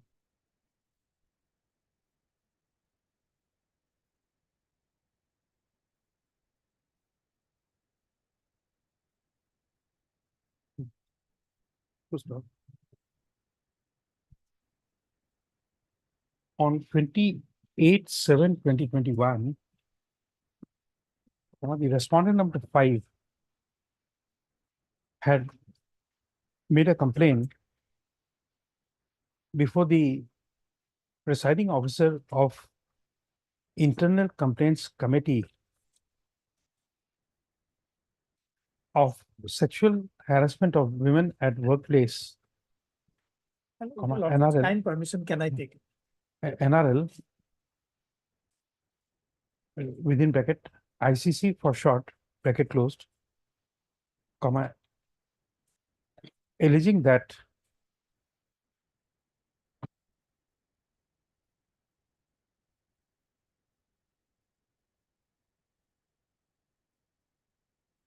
after she was given a drink, she became unconscious and that during that period, her body was violated by the petitioner. Full stop. Next paragraph. Thereafter, on 19/8/2021, the respondent number 5 had also lodged an FIR before the Golaghat police station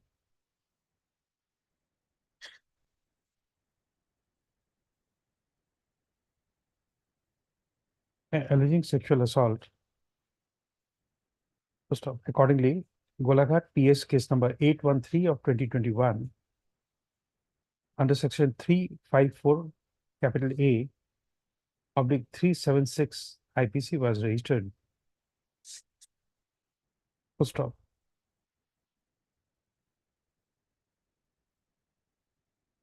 On 28/2021, the petitioner was arrested and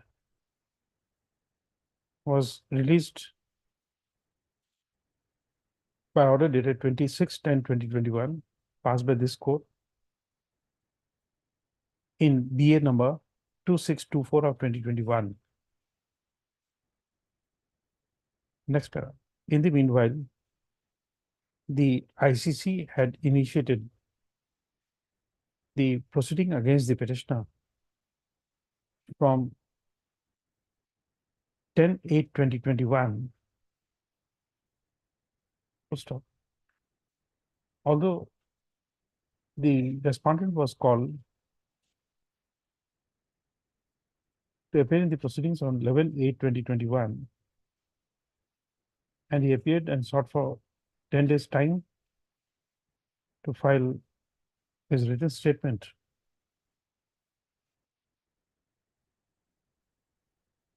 But as he was arrested on 28/2021, the petitioner could not file his written statement and also could not participate in the inquiry by the ICC. Full stop. And the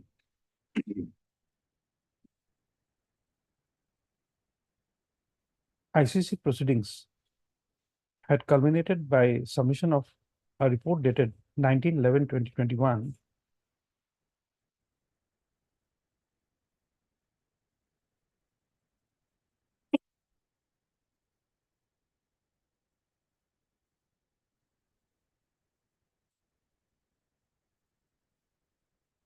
and it was recommended to the NRL authorities to take action for sexual harassment as a misconduct in accordance with the provisions of the service rules applicable to the respondent.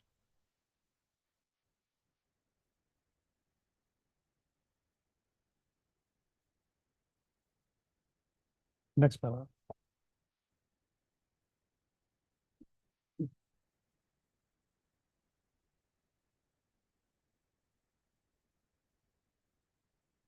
Agreed by the said ICC report,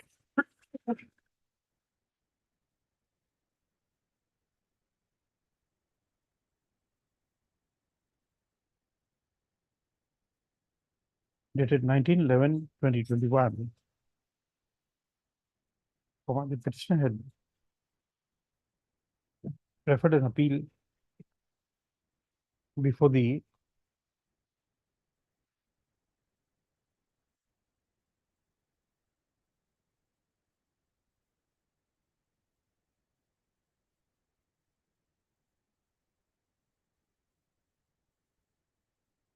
director within bracket technical by letter dated 14/2/2022,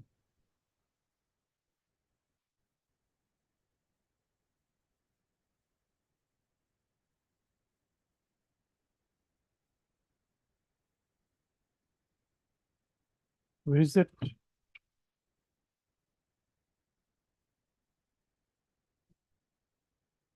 Full stop, however, comma, by a letter dated 30/3/2022 issued by the Director within bracket Tech, bracket closed, and Managing Director, IC. IC is in charge, eh? IC, comma.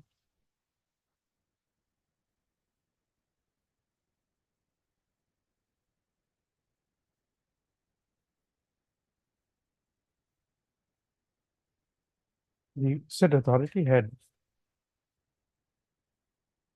asked the petitioner to address the appeal against the recommendations of the internal committee to the competent authority under the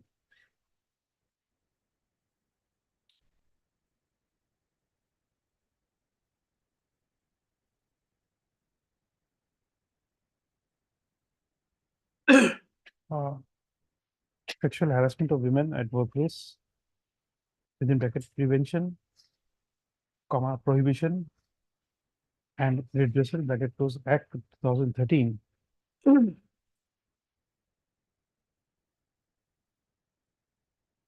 Is the name of the act changed? Is the name of the act changed? Right? No, it's called that. It's called that. Huh? It's called that. It's called that, but called the that. abbreviation is they are using It's POSH, abbreviation. POSH. Posh. Okay. Within bracket, Total. capital P, small o, capital SH, POSH, Act, comma, 2013, bracket closed.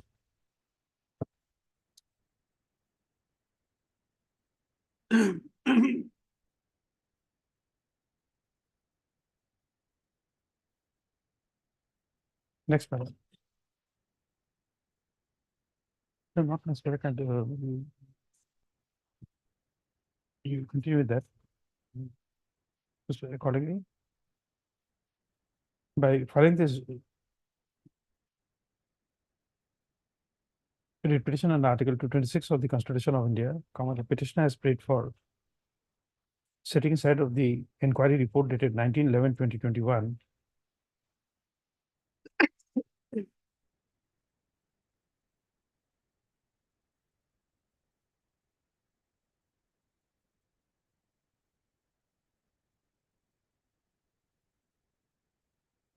Full stop. Senior counsel for the petitioner has submitted that as as per the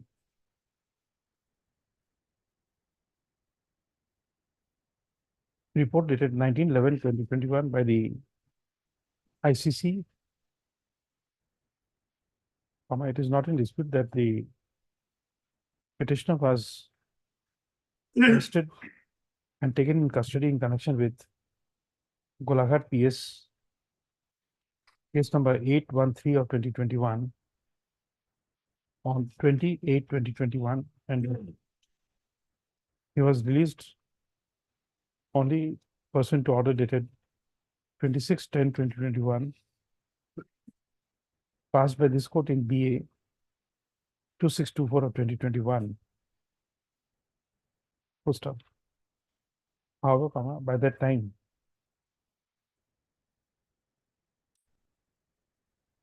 the ICC had examined how many witnesses? 14 witnesses.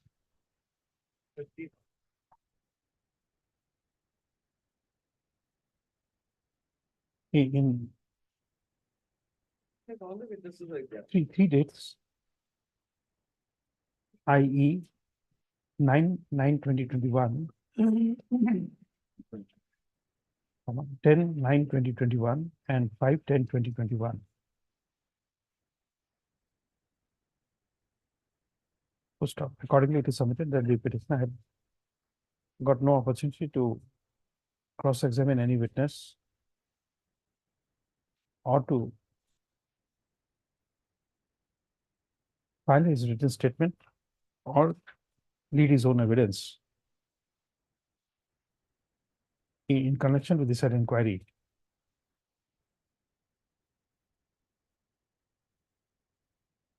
accordingly, it is submitted that the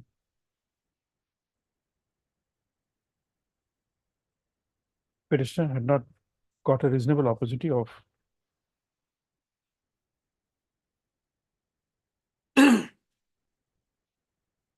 compliance of natural justice and the right to be heard.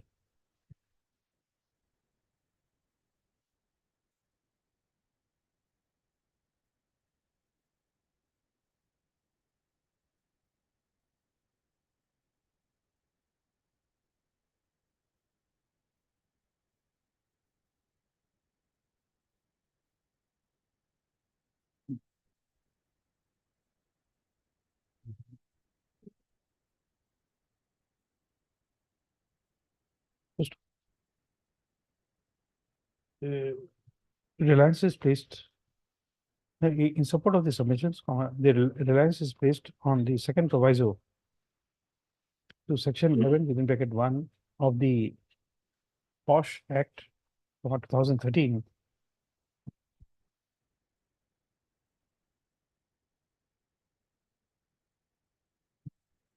It is also submitted that under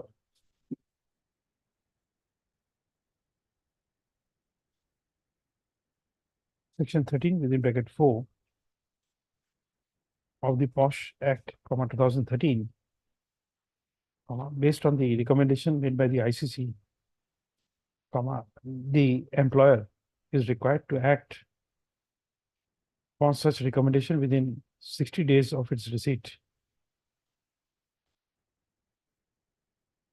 Accordingly, it is submitted that the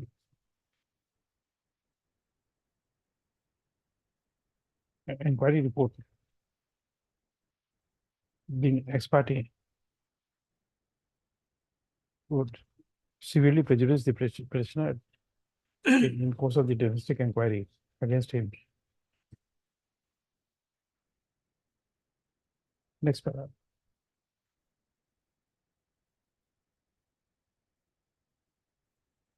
The learned senior counsel for the respondent numbers 1 to 4 has submitted that the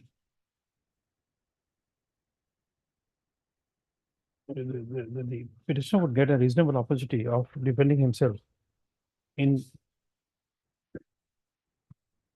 the disciplinary proceedings which has been initiated against him, and he would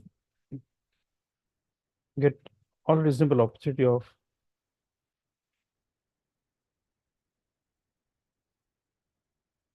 cross-examining the witnesses and to plead his own evidence, and therefore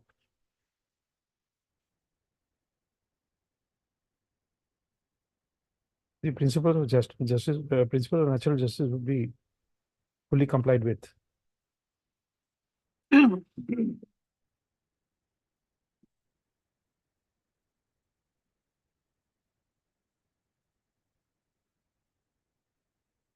So it is also submitted that the POSH Act provides a timeline within which the recommendations of the ICC has to be acted upon.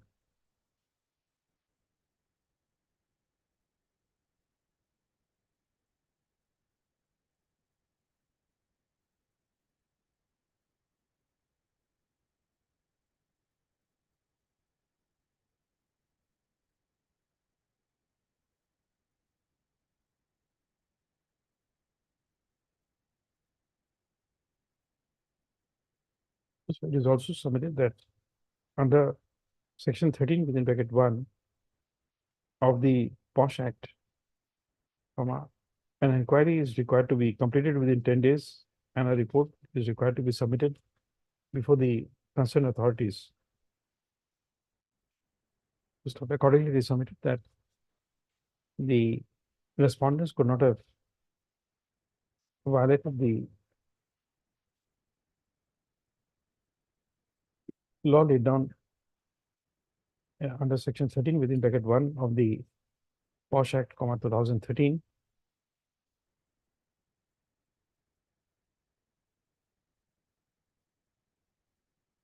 Full stop.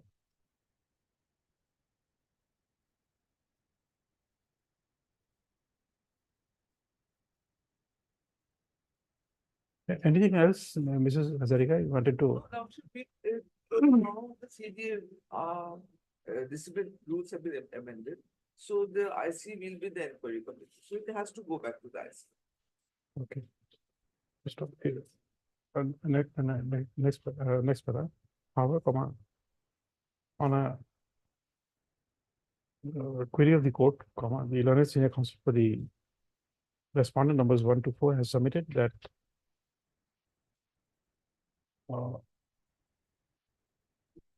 under the amended Discipline appeal, disciplinary conduct discipline and appeal rules, against the discipline and appeal rules. appeal rules, comma, 1995. No, this is constitutional nobody got affected. Of the company. Of the company. This is not. No, in 1995, you have written in the affidavit filed by this is by respondent number 5. They say 1995 rules. In page 213, they are referring to disciplinary appeal rules 1995 for Because management if, staff. if Lordship takes the memorandum of 21st December 21, issued by the Numaligarh itself, it says Numaligarh Refinery Limited proposes to hold inquiry against Nihar Prasad Sharma, DGM so and so under Rule 6, Part 3, Discipline Appeal Rules of the Conduct Discipline Appeal Rules 1995. No, that's why. For management of staff. That's why we have referred to that, not otherwise. But then it's the Numaligarh refinery. I don't know the exact. I'll not find the date here also. Which is the page you are referring to? If my lord takes 2163 WPC, Yes, I'm referring to page 51. 51. 51. That's the memorandum dated 21st of December 21. It starts with that.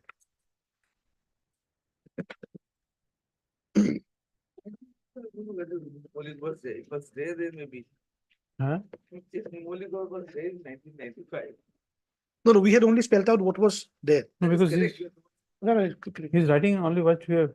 I don't, I'm not very sure. Okay, just say I'm not very sure. under the relevant discipline and appeal rules applicable to the NRL.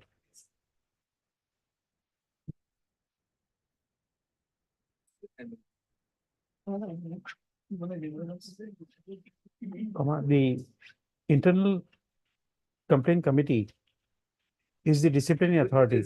Will be the inquiry. Will be the inquiry officer for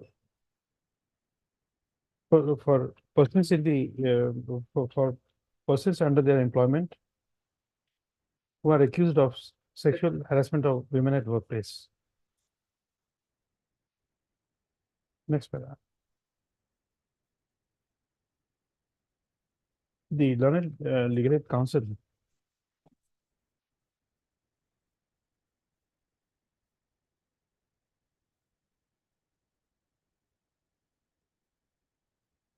has referred to the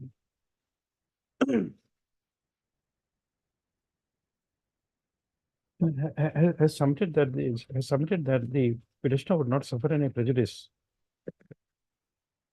with the inquiry report dated 19/11/2011. 21. Also 2021. Inasmuch as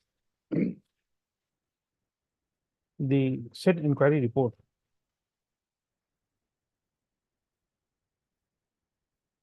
can only partake a character of a formal report and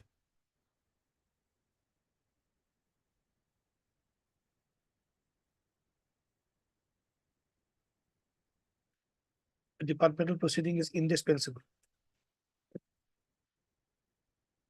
and the departmental or regular inquiry under the service rules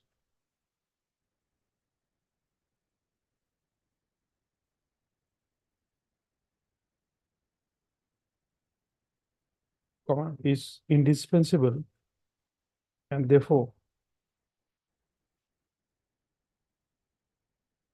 the petitioner will get all the opportunity of contradicting the contents of the ICC report in connection with the departmental public disciplinary inquiry. What I'm submitting with all humility is that the ICC report does not go any further. It only allows a disciplinary proceeding to be initiated. Now, whatever allegations or imputations they say the misconduct, it stops there. It has no bearing at all. There's a huge gap. Now, once we cross over the bridge, the departmental proceeding starts de novo, as if de novo, it starts afresh. Now, again, he'll be put to the same rigorous procedure.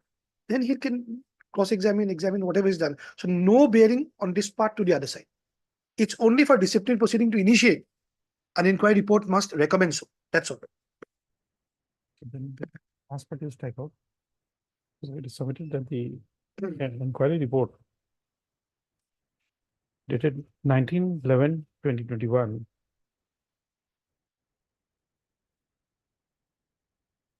would only be a document which triggers a disciplinary inquiry to be initiated against the petitioner. And the said report would have no bearing in the on the departmental proceedings which will be initiated against the petitioner. So accordingly, it is submitted that the petitioner will not suffer any prejudice in the departmental proceedings initiated against him merely because of the report of the ICC dated 19/11/2021. Stop. In support of his submissions, the learned counsel, the legal aid counsel for the respondent number 5 has cited the case of Dr. Vijay Kumaran, VIJAYAKUMARAN. Next word is C full stop, D full stop, V full stop versus Central University of Kerala and others within bracket 2020, bracket close 12 SCC 426.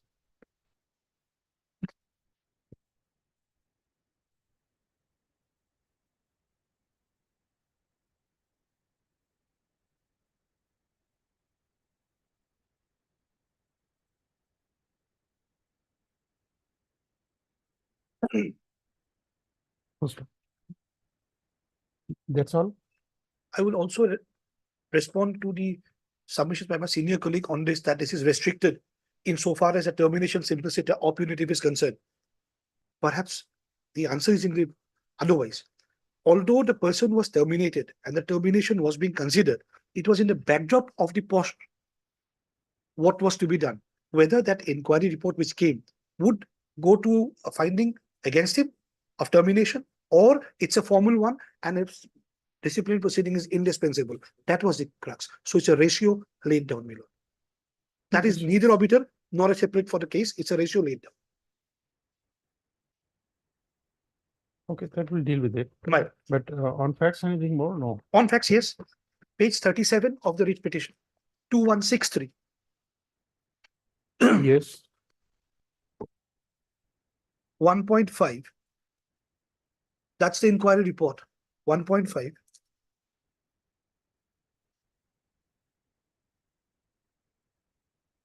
Yes. I just read that. During the pendency of the IC inquiry, the aggrieved woman lodged an FIR on 19th August 21, based on which the respondent was arrested on 20th August 21 before expiry of his deadline to furnish his written response. Thereafter, the respondent was remanded to judicial custody and remained in Golaghat jail till he was granted bail by the Honorable Guwahati High Court by order dated 26th of October 21 in bail application so and so. However, the IC met the respondent and recorded his statement on 11th of October 21 while he was in jail judicial custody. Before that, IC granted him 3-time extensions for furnishing his written response to the complaint of the aggrieved woman, routing it through all jail authorities. The respondent has denied the allegations leveled against him categorically in his statement of 11th October 21 recorded in Golaghat jail. However, he has not commented to pointed and specific questions of the IC on the complaint received along citing his prevailing circumstances as under trial prisoner, mental condition, and legal implications, considering that any comment that he made before the IC may be produced in a court of law and may be used against him. He has also said that he would fully cooperate with the inquiry process when he's out on bail. However, the respondent on securing bail did not contact the IC as advised to him by the isolated at so and so. Then the next, from the above, it is apparent that the respondent was not cooperating with the IC in the matter, and sufficient opportunity were given to him during the inquiry process. It was only after the findings were sent up to the IC did he submit his representation on the findings. So the grounds now being projected, Milord, were never in the fray at the time when he had the opportunity to raise them. So could he raise them now would be the question I'll put myself, Milord, at the moment. On the test of prejudice, these are the grounds on which he should be prejudiced if it is canvassing a case for that.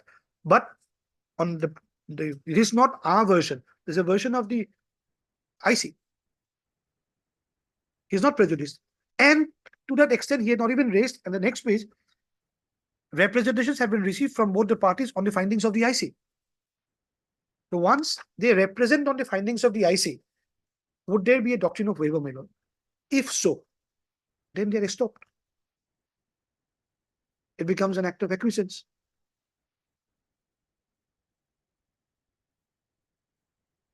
But regardless of that, this would not have a bearing, it would be formal in nature.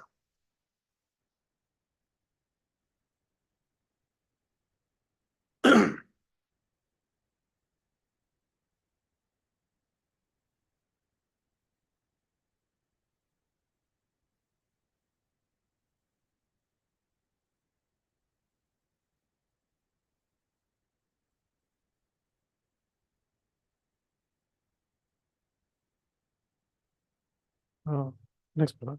By referring to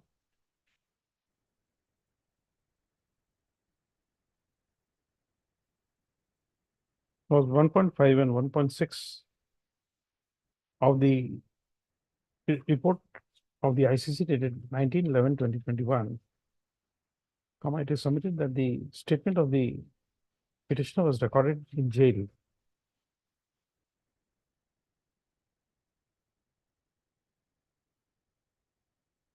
On 11/10/2021, while he was in judicial custody, and that before that 3 extensions were granted to the petitioner for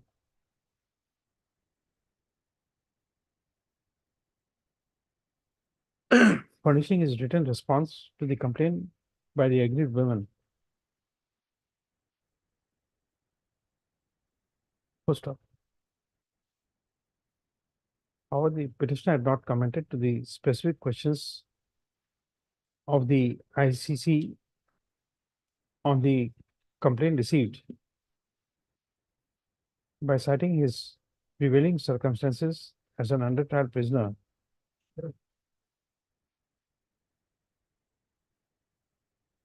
And that even after coming out from after being released on bail by order dated 26/10/2021, the petitioner had not contacted the ICC and did not cooperate with the proceedings. Hence, it was submitted that the petitioner had waived his right to take a defense of suffering prejudice. First off, it is also submitted that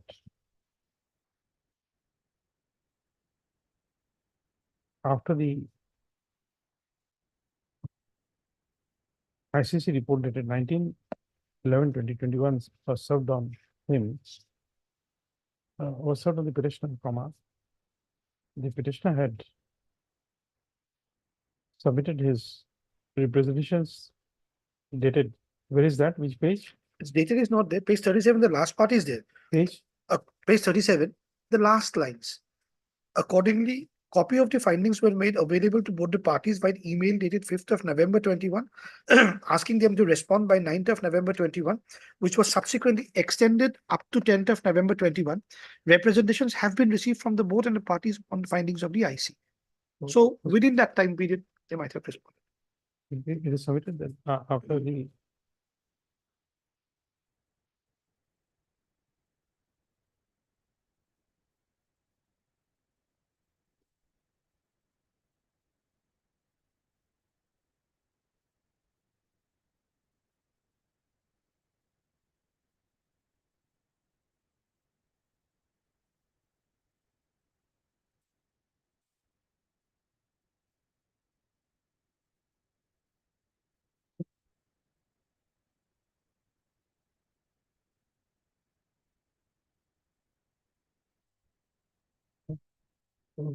That I Yes, believe yes, it's I not get a that. part of the writ petition also. Yes, take this out, say that.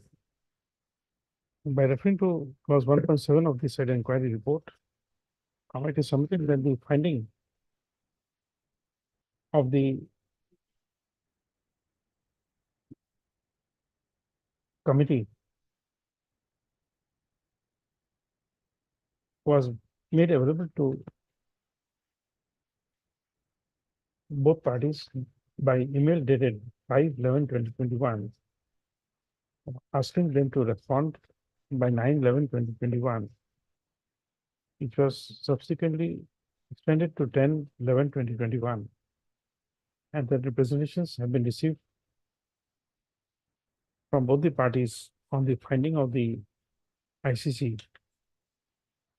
And upon considering the said reply, the ICC report dated 19/11/2021 was prepared. Hence, comment is submitted that they were filing a response against the finding of the ICC, the district agent to have waived his right to challenge the proceedings before the ICC. Next one.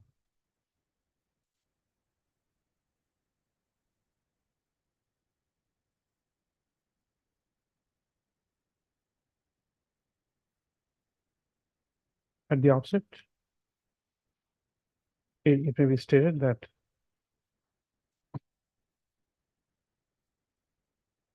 under the second proviso to section 11 of the Posh Act, 2013,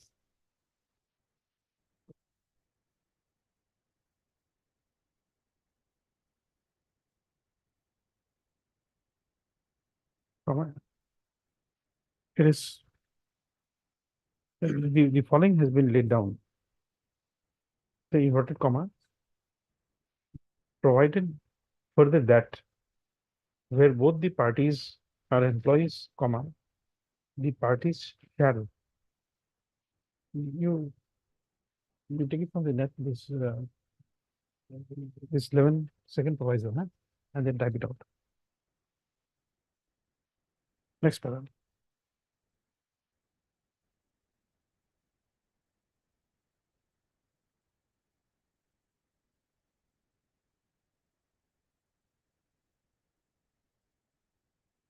We also take note of the fact that as per subsection 4 of section 11 of the said Posh Act, 2013, inquiry under subsection 1 is required to be completed within a period of 90 days.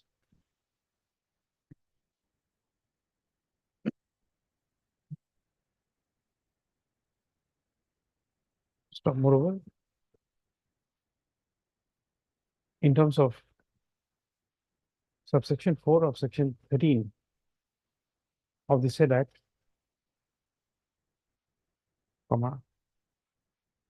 the employer is required to take to act upon the recommendation made by the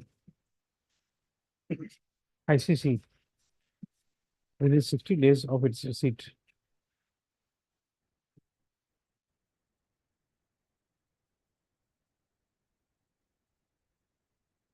Full stop. Therefore, comma.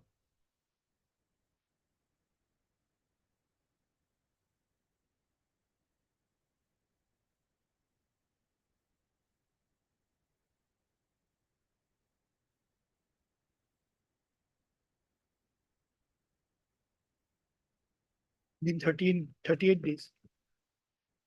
21st December 2021. That is within 38 days of the inquiry report, the memorandum was issued. I did not get it. 13.4 says employer or district official act on the recommendation within 60 days. Hmm. Even if we take 19 November 21 to be the date of receipt, then within 60 days, the memorandum was issued.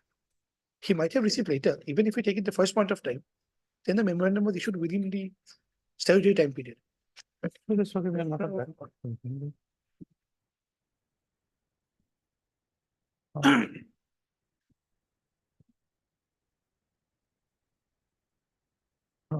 So moreover, comma. The provisions of rule 7 of the POSH rules, comma 2013. Comma. The same provides for the manner of inquiry into a complaint. And under sub-rule 4 of Rule 7 of the POSH rules, comma 2013, comma the Internal Complaints Committee is required to make inquiry into the complaint in accordance with the principles of natural justice. Next paragraph. Therefore, comma,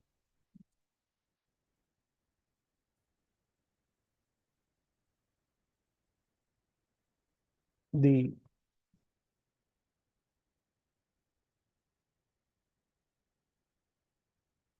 inquiry by the Internal Complaints Committee is required to be done by compliance with the principles of natural justice.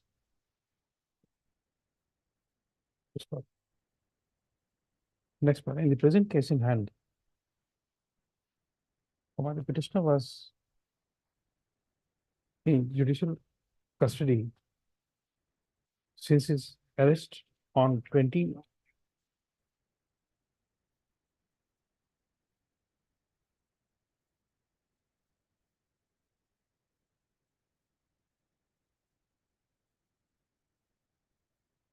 8 2021 till he was released pursuant to order dated 26/10/2021 passed by this court in BA 2624 of 2021.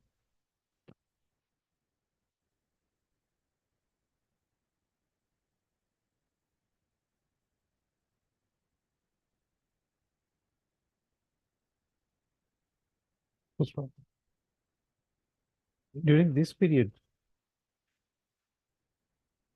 the witnesses number 1 to 6 were examined on 9/11/9/9/2021. Now the witness number 7 to 13 were examined on 10/9/2021. And the witness number 14 was examined on 5/10/2021.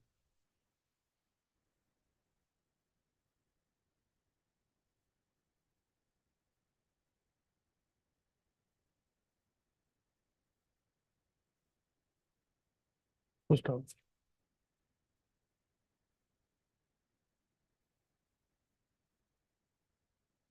Therefore, the petitioner was suffering a legal disability to cross-examine the said witnesses.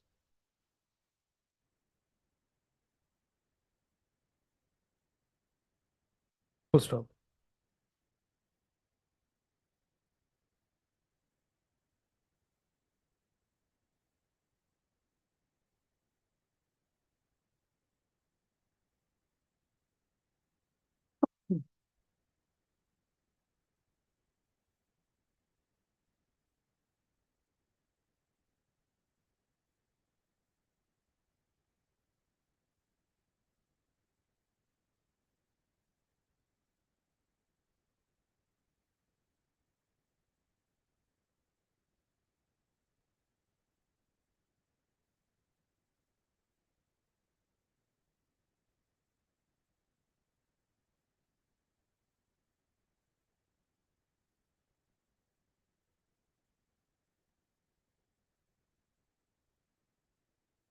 Mr. Kotoki, what is your answer to this, that you were out on 26/10/2021?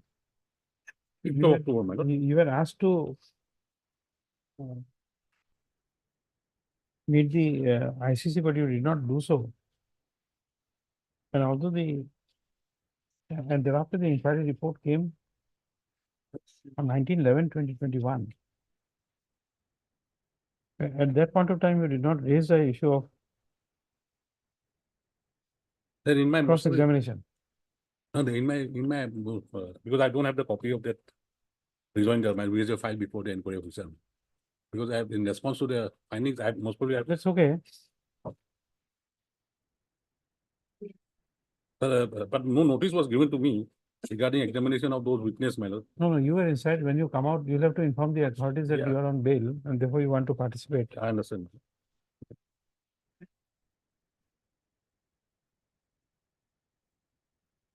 But regarding, but there was no notice that immediately after coming to from of jail, my lord, I have to, You take it up at 2. You asked Mr. Chaudhary to address us on that. Yes.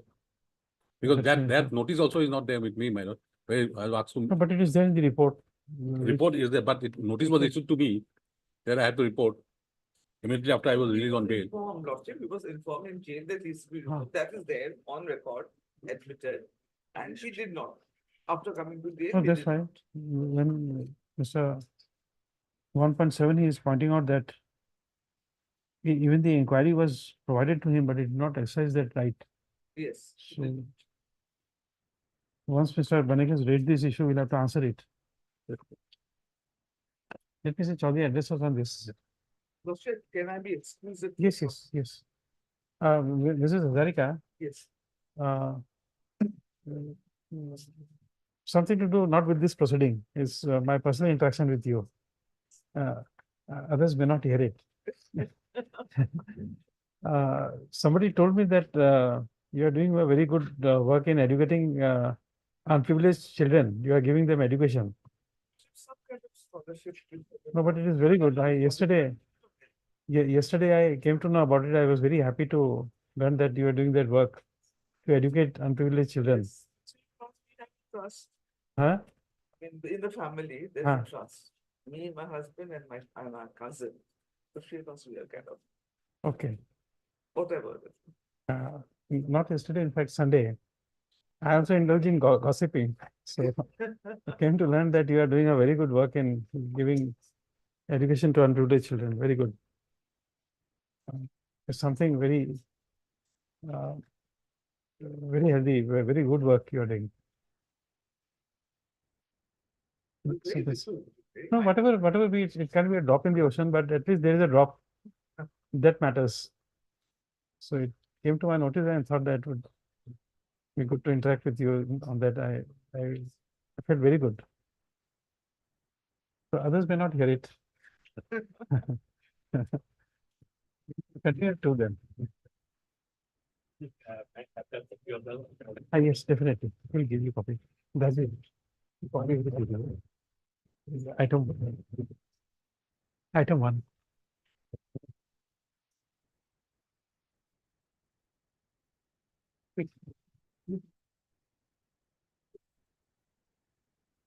We continue to.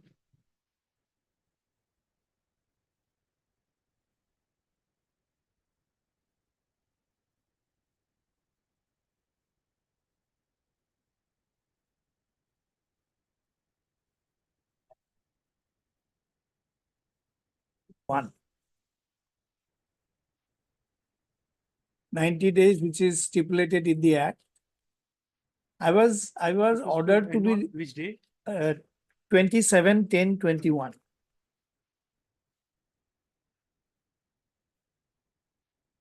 27/10/21. Yes.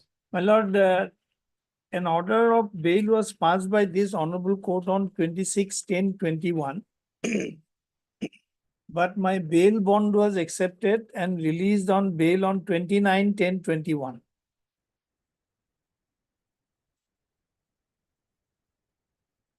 And the 7th of September communication says, within 2 days from release of bail, you should communicate.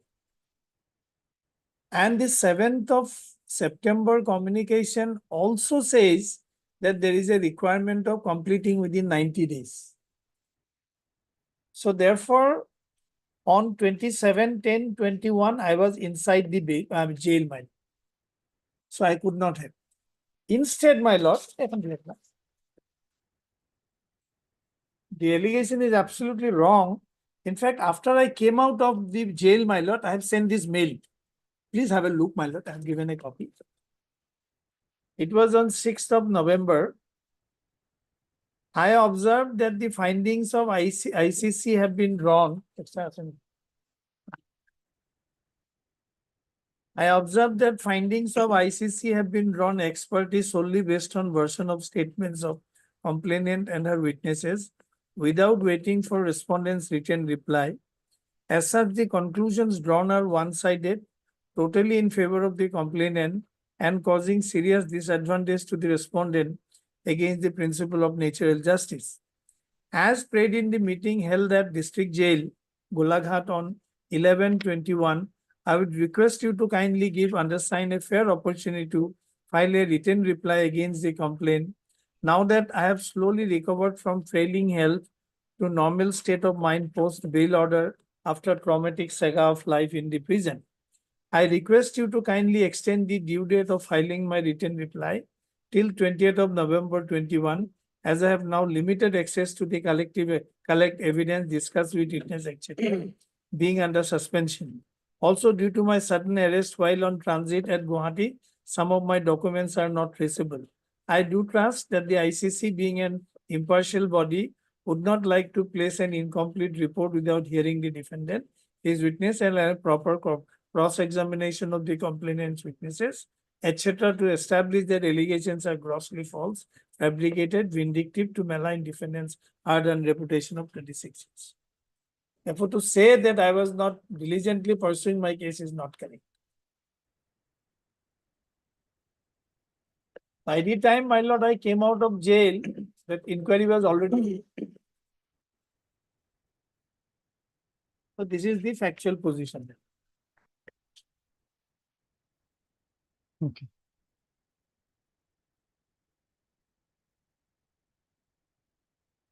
Okay, I'll take into consideration that I pass orders. I'm dead. I'll pass it. Actually, I'm already in midst of a matter, my No, lord. it's okay. I'll pass rest of the orders to chambers because I have forgotten the track. You can go and send somebody else. Final orders, my lord. Final orders. Huh?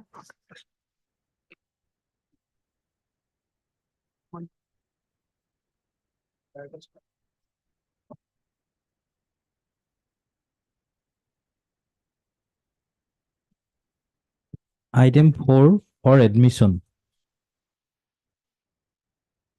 You have the decision disagree, you can even type it out. Huh? You have the decision disagree, you can type it out. You can send somebody else. Okay.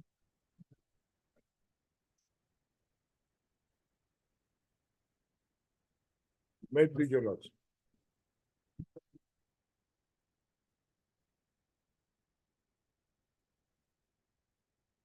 You can go and send somebody else. You can go and send somebody else.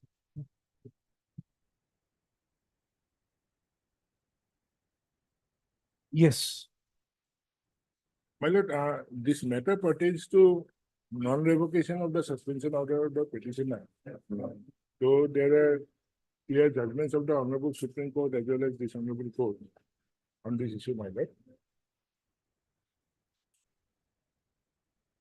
Lordship, the petitioner at the relevant point of time was serving as the circle officer attached Tolgaon, Darang, and he was arrested, my lord, on 10/11/2022. Thereafter, by notification dated under Rule 6(2) of the Assam Services Discipline and April Rules 1964, he was placed under suspension on 12/11/20. Lordship will kindly note the dates. Yes, you have got instructions. Yes, it is. Last date we Director, you have some instructions. Lordship, the review has been done periodically, Lordship. Last review has been done periodically. The last review was done on 30/4/2022 with effect from 10/5/2024. This communication is already record, Lordship, in record, perhaps. Otherwise, inquiry also going on, Lordship. It is on the last stage, Lordship. With necessary arguments. And next that is fixed on 27 June, Lordship, for argument.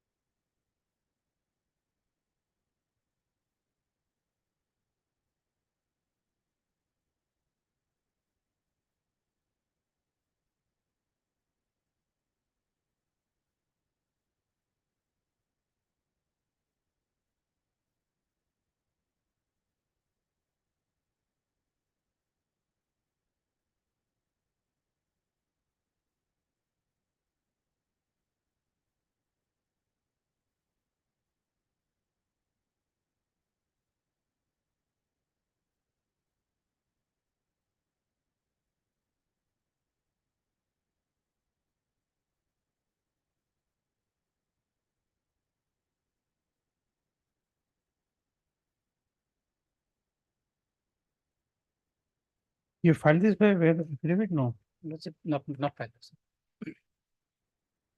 One affidavit filed, Lordship. Huh? Affidavit has already filed, Lordship. On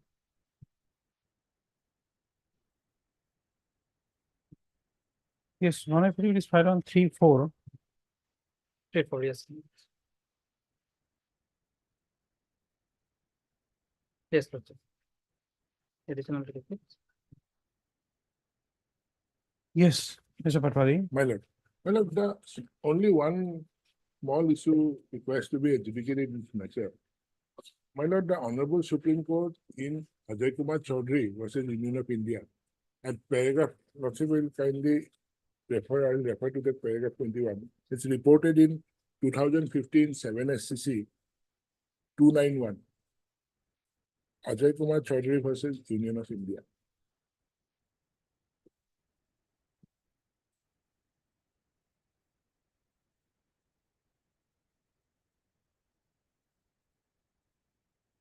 The moot question which falls for your lordship's consideration is, it's not that whether the periodical review has been done or not. The moot question in my humble submission is whether the initial, my lord, search sheet was filed or review was done within the time frame prescribed by the Honorable Supreme Court or not. If that was not done, the subsequent or the periodical review will not come into the any effect, my lord.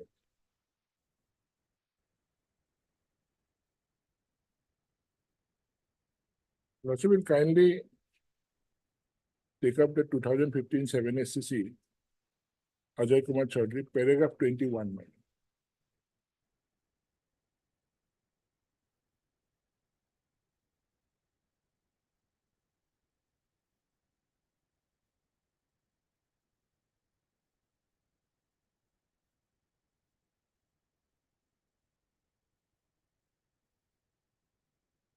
May I read it, my lord?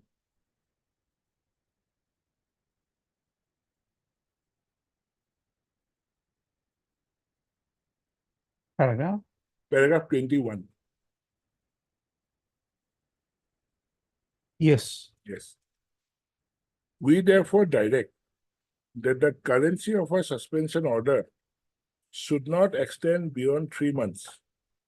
If within this period, the memorandum of charges to charge sheet is not served on the delinquent, Lordship will kindly mark this word served.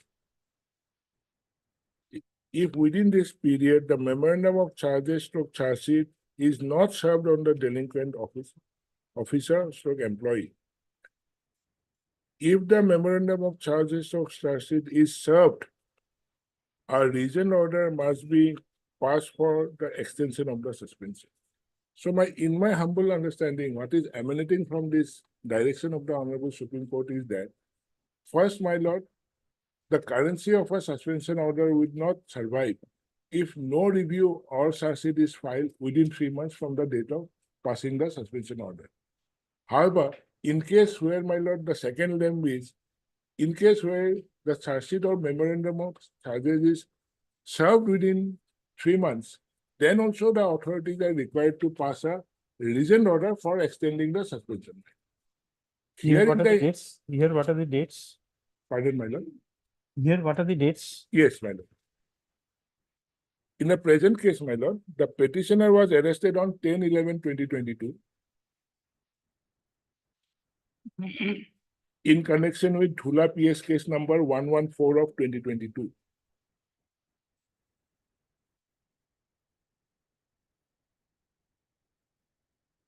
While he was serving as the circle officer attached Dolgaon, Darang. Then, Lordship, he was suspended on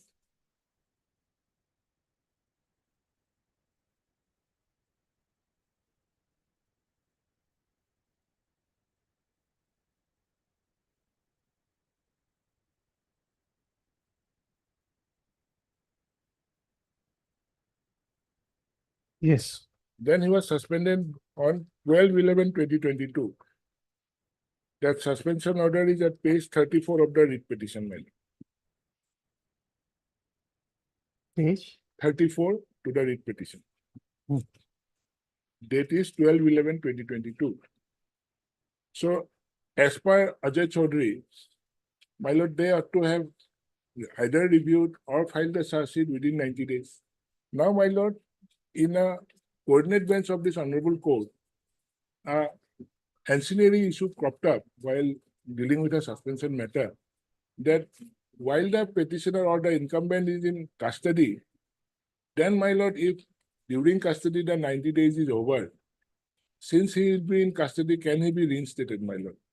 So, my lord, this honorable court held that from the date of granting bail and the incumbent communicates that bail order to the authorities, from the date of communication, the 90 days will start running. So that judgment is, my lord, reported in 2023, volume 3 GLT 718. 2023. 2023, volume 3 GLT 718, Rafed Ali Ahmed versus State of Assam. So in the instant case, the petitioner was granted bail on 14/11/2022.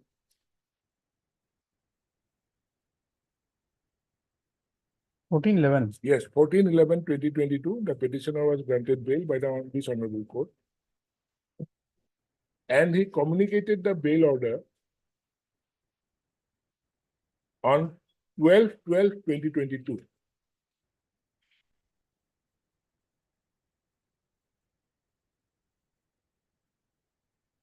That Yes. communication order is at our additional affidavit, page 40.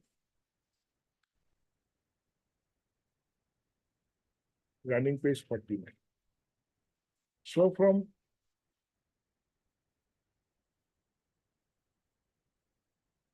Yes. yes. So it was the stand of the department that they received the communication dated 12/12/2022 on 17/12/2022. So they say it will run from 17/12/2022. Fine, my lord, no dispute. The department received my intimation dated 12/12/2022 on 17/12/2022. Yes. Yes. So from 17/12/2022 to 17 March 2023, 90 days is completed. So on the 17th March, well, that is on the 90th day, they issue a charge sheet, my lord, that they have annexed with their additional affidavit. So as to overcome or bypass the mandate of the Honorable Supreme Court, Pardon me, I did not follow you.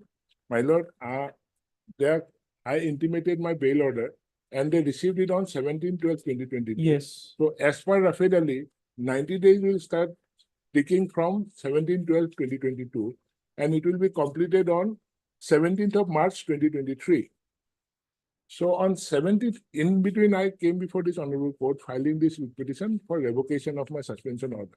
So therein they file an affidavit and they say on 17/3/2023, that is the 90th day, last day, they have issued a memorandum of charges so against me. They have issued, my lord, Lordship will kindly mark, they have issued. Yes. Yes. Now, my lord, while our reply to that affidavit, we have stated at page 88, we have annexed the MLOT. And this our reply affidavit was filed on 10/4/2023. There we have categorically stated, my lord, that though they have issued the charge memo on 17th of March 2023, however, till that date it was not served upon us. It was only dispatched from the school as the seal bears in the envelope. On, my lord, 22nd of March 2023, and I received that on, my lord, 4/6 April 4th, my lord, on 6th of April 2023. The envelope I have annexed, my lord, the original. It is at page 88. Dispatch date is 22/3/2023. And I have received it on 6/4/2023.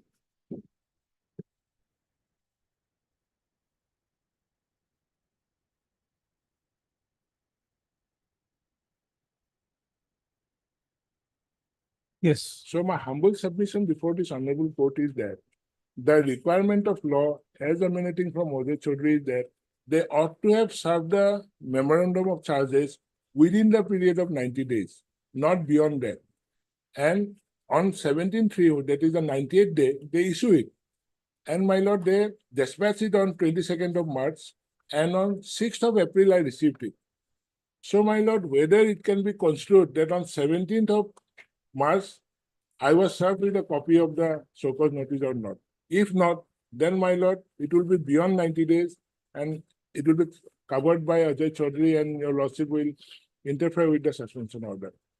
In this regard, my lord, I would like to place the constitutional bench decision rendered in Basittar Singh, my lord, wherein, my lord, I would like to press when an order becomes, my lord, an order, until and unless it is communicated to the person affected, it is always in the realm of, my lord, a provisional order. It cannot be treated as an order, my lord. AI 1963 SC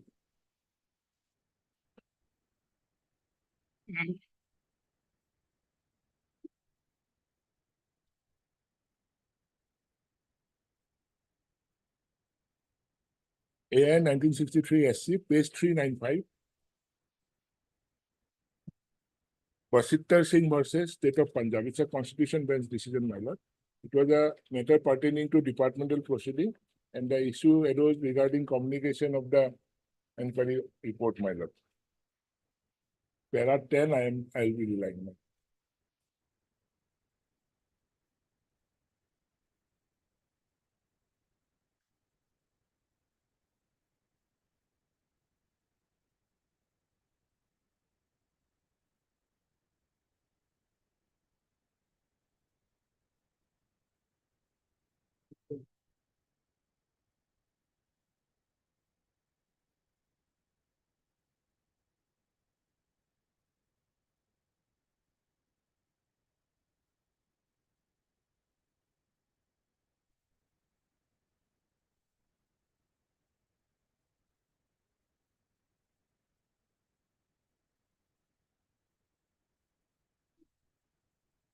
Yes. Paragraph. Paragraph 10. May I read it, my lord? The business of a state is a complicated one and has necessarily to be conducted through the agency of a large number of officials and authorities.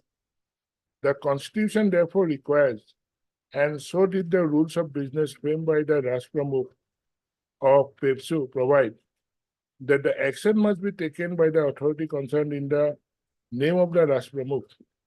It is not till this formality is observed that the action can be regarded as that of the state or here by the Rashpramukh. We may further observe that constitutionally speaking, the minister is no more than an advisor, and that the head of the state, the governor or Rashpramukh, is to act with the aid and advice of his council of ministers.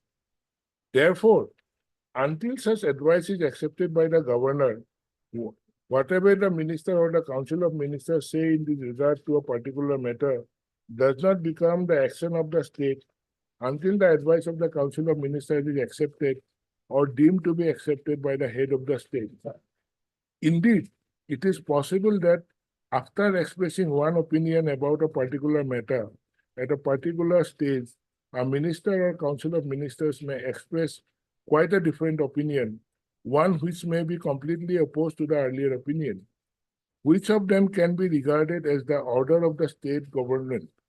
Therefore, to make the opinion amount to a decision of the government, it must be communicated to the person concerned. In this connection, we may quote the following from the judgment of this court in State of Punjab versus Sodhi Sukhdev Singh, reported in so and so. Mr. Gopal Singh attempted to argue that before the final order was passed, the Council of Ministers had decided to accept the respondent representation and to reinstate him, and that according to him, the respondent seeks to prove by calling the two original orders. We are unable to understand this argument. Even if the Council of Ministers had provisionally decided to reinstate the respondent, that would not prevent the Council from reconsidering the matter and coming to a contrary conclusion later on, until a final decision is reached by them and is communicated to the Rashpramukh in the form of an advice and acted upon him by issuing an order in that behalf to the respondent. Well, this is very important. Thus, it is of the essence that the order has to be communicated to the person who would be affected by the order before the state, and that person can be bound by that order. Lordship will kindly mark this, my lord. For until the order is communicated to the person affected by it, it would be open for the Council of Ministers to consider the matter over and over again, and therefore, till its communication, the order cannot be regarded as anything more than a provisional in character.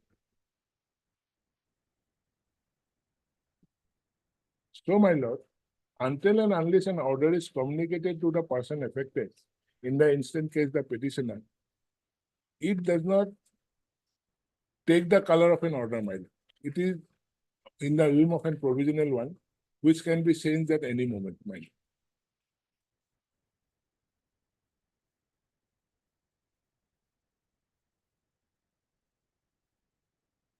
So, in view of this direction or finding of this honorable Constitution bench of the Honorable Court, it is clear that the impugned order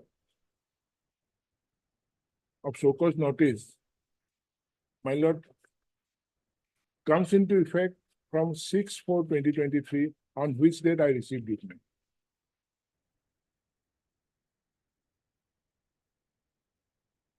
So, in view of that, as per the decision of the Honorable Supreme Court in Ajay Kumar Chaudhary, it cannot be said that the order was served within the period of 90 days prescribed by the Honorable Supreme Court.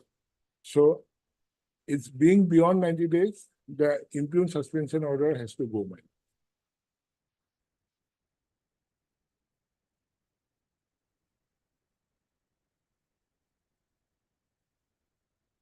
And to my lord, buttress on my point, Lordship is aware, if under the law, a particular manner is prescribed to do a thing, it has to be done in that manner. The Nazir Khan's case of the Privy Council, my lord.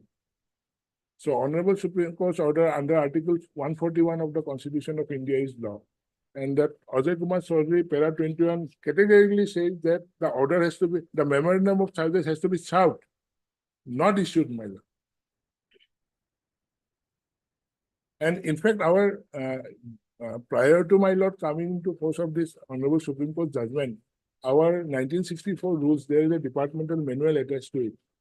The Lordship will kindly take, there also it is the word which is served, not issued, my lord. Lordship will kindly take up the Assam Services Discipline and Appeal Rules, 1964.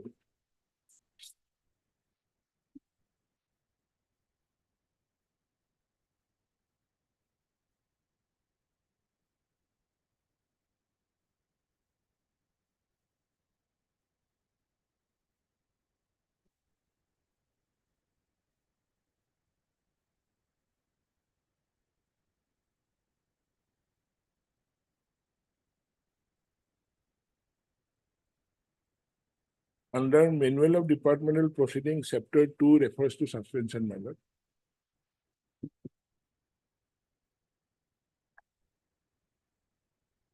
Yes. Yes. Which My lord, clause? Lordship will kindly come to 2.1.8.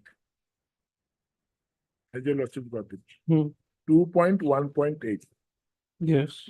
The following principles and procedure with regard to suspension need strict compliance, my lord, strict compliance. 1. Suspension should be resorted to only in cases where a major punishment is likely to be imposed if the charges are proved. charges and statements of allegation should be served within 3 months from the date of suspension, served within 3 months, my lord. Failing which, the government servant concerned should be reinstated. Very categorical. my lord.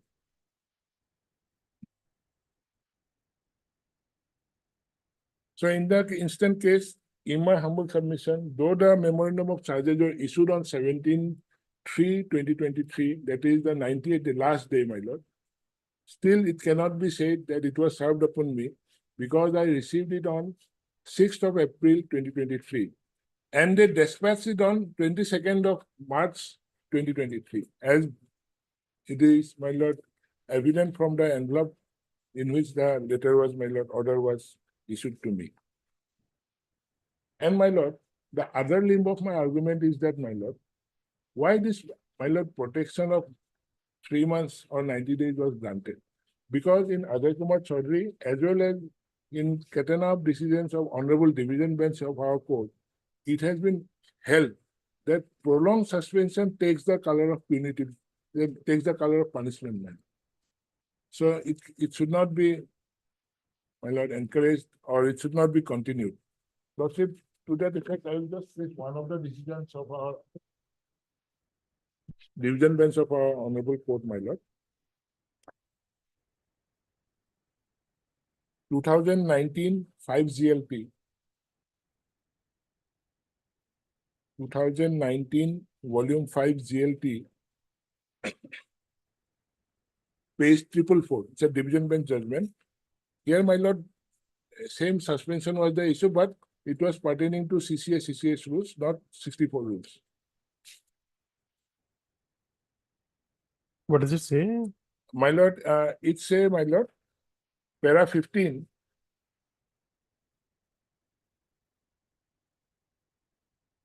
Yes. Somewhere in the middle, at the same time, has your lordships got it.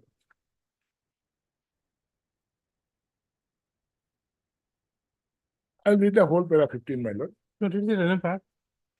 Read the relevant part. Yes. At the same time, on the other hand, the placement of a government servant under suspension for a prolonged period unduly would change the color and measure taken to place the public servant under suspension with the aforesaid objectives into a measure of punishment.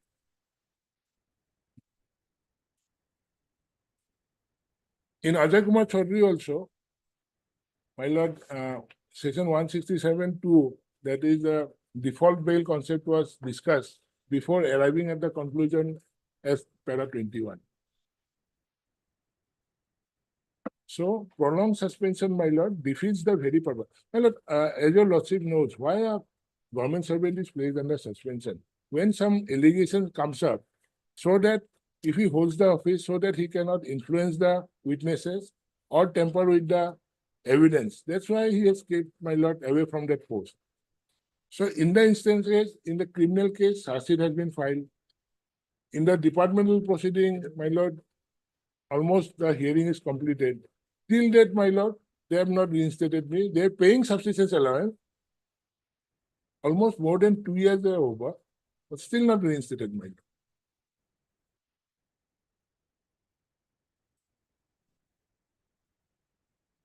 And my lord, lastly, in Deepak Mali's case, the Honorable Supreme Court has said, if, my lord, that is also a case pertaining to CCS rules. I'll just paste one paragraph. It says that if initially, if it is to be done within 90 days, and if you don't do it, then it will not be accepted. But you will kindly take that. 2010 2 SCC. 2010 Volume 2 SCC, page 222. Union of India versus Deepak Mali. However, here, my lord, CCS rules was suspension was made under that provision. What's the name? Deepak? Deepak, Union of India versus Deepak Mali, DIPAK MALI. MALI. LI. Hmm. Para 11. Yes. Yes.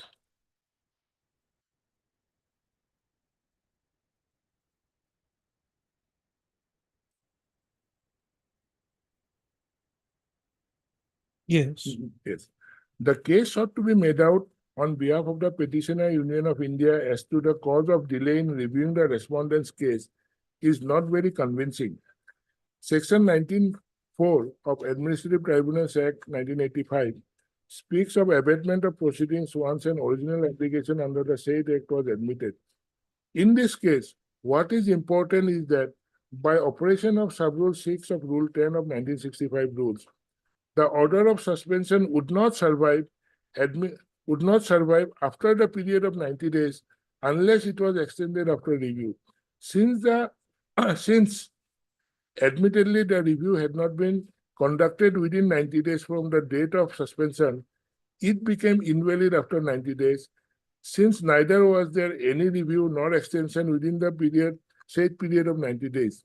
Subsequent review and extension, in our view, could not revive the order which had already become invalid after expiry of 90 days from the date of suspension. This is my exact case, my lord. They have been doing subsequent reviews, extending, all right, fine. But what about the initial one? Whether it was within the period prescribed by the Honorable Supreme Court, as reflected in paragraph 21 of Ajay Kumar Chaudhary or not. If not, then everything goes fine.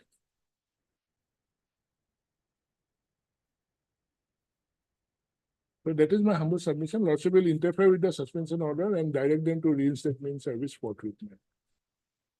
Yes.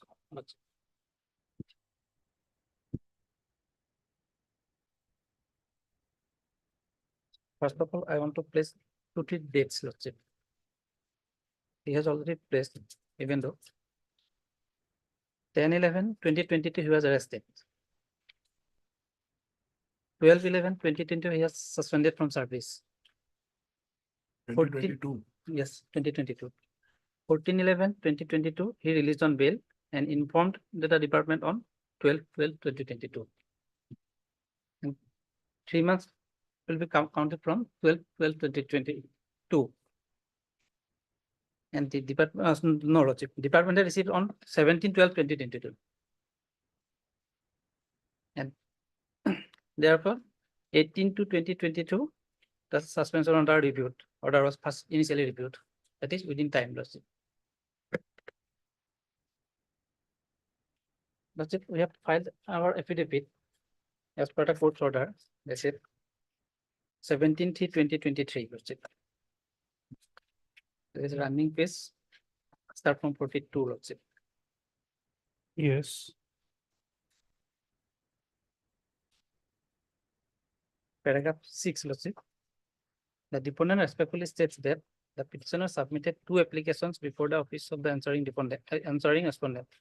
The letter dated 12/12/2022 is regarding the order passed by the Honorable Guwahati High Court, whereby it was intimated that petitioner has been released on bail on 15/11/2022. The said letter dated 12/12/2020 was received by the office of the respondent department on 17/12/2022. Thereafter, on 9/2/2023, another letter was sent to the office of the respondent department, whereby the petitioner requested to release the subsistence allowance which was received by the office of the respondent department on 17/2/2023. It is pertinent to mention here in that filed letter under number so-and-so, subsistence allowance has already been accorded in favor of the petitioner with intimation to the petitioner as well as the office of the Accountant General, Assam Beltola, for doing the needful. That para 7, Lordship, the deponent further states that on 17/3/2023, so cause notice, public search sheet, along with a statement of allegation, list of witnesses, and list of documents has already been issued to the petitioner. That is within 90 days, Lordship. At our record, Lordship. Already been issued. Already been issued, Lordship.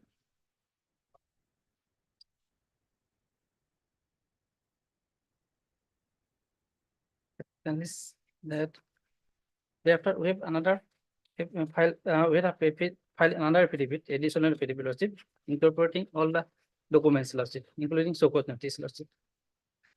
That is page 54, Lordship. These are the and 57 statement of allegation, Lordship, page. And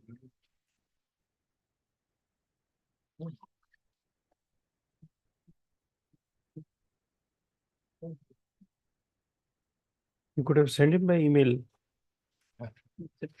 could have, but maybe perhaps they have You not. post it on, 22nd. your posting date is 22. Lordship. How can you save that suspension? Lordship. You write the letter, you sign the letter, you don't post it. You can't send by email. Why? No, Lordship.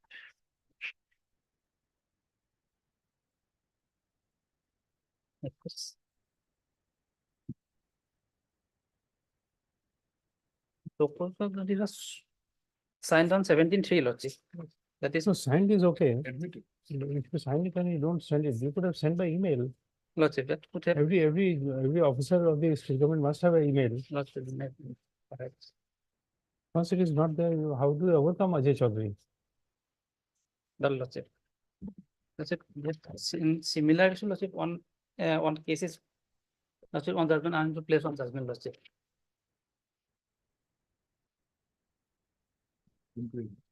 আপনার আপনার কাছে কখন তো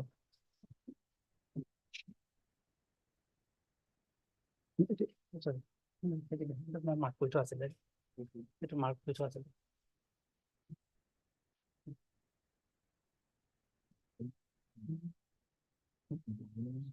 কখন এটা মুগি দিয়া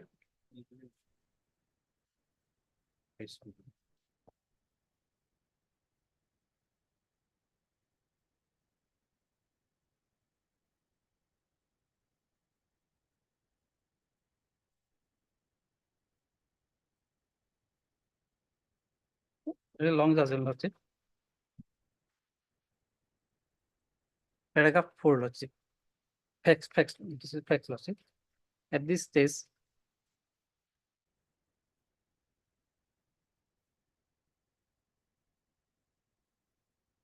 at this stage it may be relevant to state that impugn order it was mentioned that there was a recommendation received from the Director General of Police dated 22/5/2021 that the petitioner that then additional SP Karimganj now the second in command in the 16th APIR Battalion Morigaon in connection with CID PS case number so registered under section so ITX as amended in 2018 relating to the leakage of the circulation facts. This is the facts relating to the leakage of leakage and circulation of question papers of written examination for the post of SI of the police prior to the commencement of the examination scheduled on 29/2020, which is unbecoming of a police officer. It was therefore on account of the said recommendation the petitioner was put under suspension with effect from 17/6/2021 pending trial of the department proceeding. Thereafter, Lordship, and let's see paragraph 19, Lordship.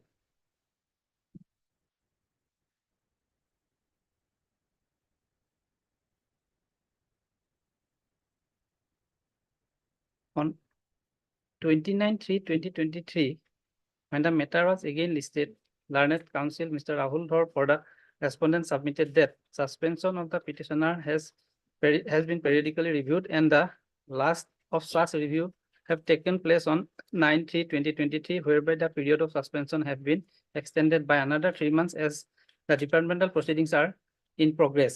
He further submitted that notification dated 9/3/2023 have also been issued by the Joint Secretary to the Government of Assam Home and Political Department in that regard. This court further fixed the matter on 24/2023 and the respondents were directed to bring on record the orders of the review as well as minutes of the periodical meeting by way of affidavit by 19/4/2023. The respondents were further directed to indicate the affidavit as to what stage the department proceeding and what time the said departmental proceedings are likely to be completed. para 20, Lordship. An additional affidavit in opposition was filed on 19/4/2023 by the respondent number 1. In the said additional affidavit in opposition, it was mentioned that by order dated 24/11/2021 is show cause notice was issued to the petitioner. The said show cause notice was enclosed as annexure 1 of the said additional affidavit in opposition. Lordship, thereafter, Lordship, the honorable court has framed 3 questions. That is paragraph 31, Lordship, and see, Lordship.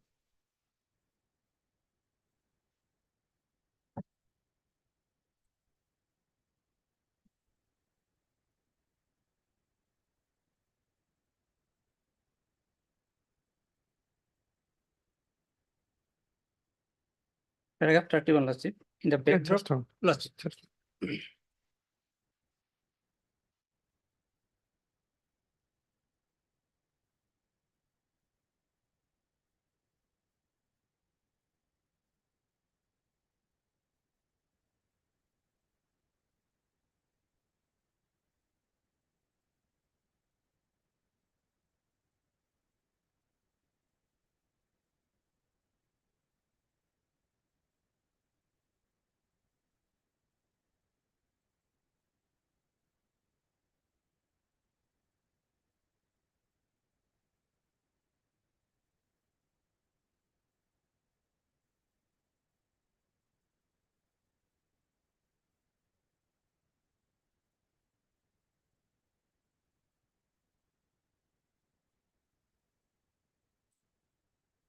There appears to be a gap.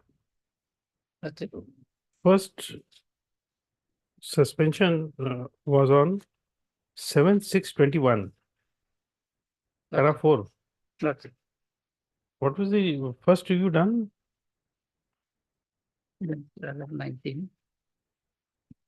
On 9/3/2023. Paragraph 19.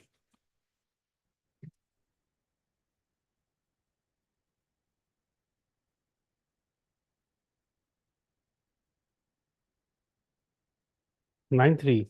9/3/2023. Okay. After 2 years, let's see. That is it.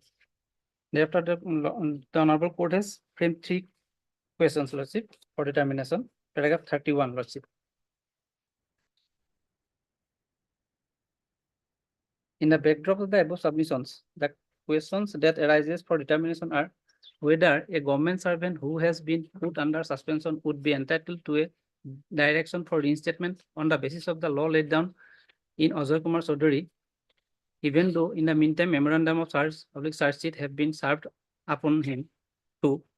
What is the right of the government servant if the memorandum charge sheet is served, and then whether in the facts of the case the petitioner would be entitled to reinstate to his services.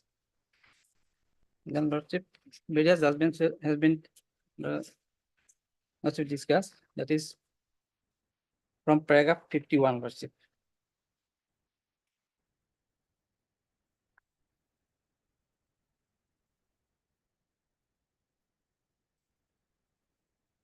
Paragraph 51, Lordship. In the backdrop of the above, therefore, this court finds it too relevant to take note of the scope of interference under Article 226 of the Constitution as regards an order of suspension. It has to be borne in mind that during suspension, the relationship of master and servant continues between the employer and the employee. However, employee is forbidden to perform his official duties. Therefore, a suspension order does not put an end to the services. It only means the action of debarring for time being from the function or privileges or temporary deprivation of working in the office. In the case of State of Odisha versus Bimal Kumar Mohanty, reported in 1994, 4 SCC 126, the Supreme Court explained why an order of suspension is passed and when the order of suspension is required to be passed. Paragraph 13 of the said judgment is quoted here in below. It is thus well settled that normally when an appointing authority or disciplinary authority seeks to suspend an employee, pending inquiry or contemplated inquiry or pending investigation into grave charges of misconduct or deflection of funds or serious acts of omission and commission, the order of suspension would be passed after taking into consideration that gravity of the misconduct sought to be inquired into or investigated and the nature of the evidence placed before the appointing authority and on application of mind by the disciplinary authority. The appointing authority or disciplinary authority should consider the above aspects and decide whether it is expedient to keep an employee under suspension pending aforesaid action. It would not be an administrative routine or automatic order to suspend an employee. It would be an consideration of the gravity of the alleged misconduct or nature of the allegations imputed to the delinquent employee.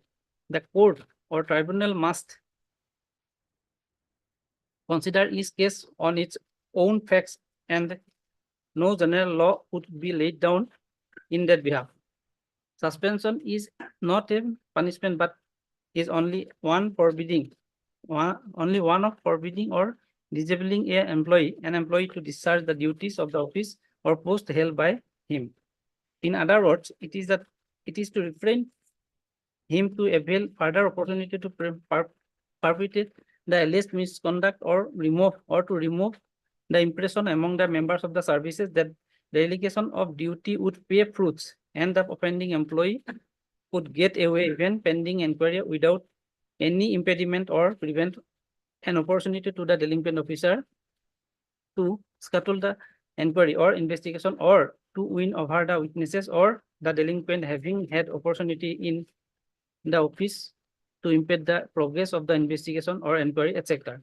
But as stated earlier, each case must be considered depending on the nature of the allegations, gravity of the situation, and the indelible impact it creates on the service for the continuance of the delinquent employee in service pending inquiry or contemplated inquiry or investigation. It would be another thing if the action is equated by malafide, arbitrary, or ulterior purpose. The suspension must be a set in aid of the ultimate result of the investigation or inquiry. The authority also should keep in mind public interest of the impact of the delinquent continuance in the office while facing departmental inquiry or trial of the criminal charges.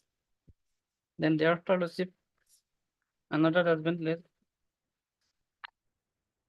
discussed, that is para 53.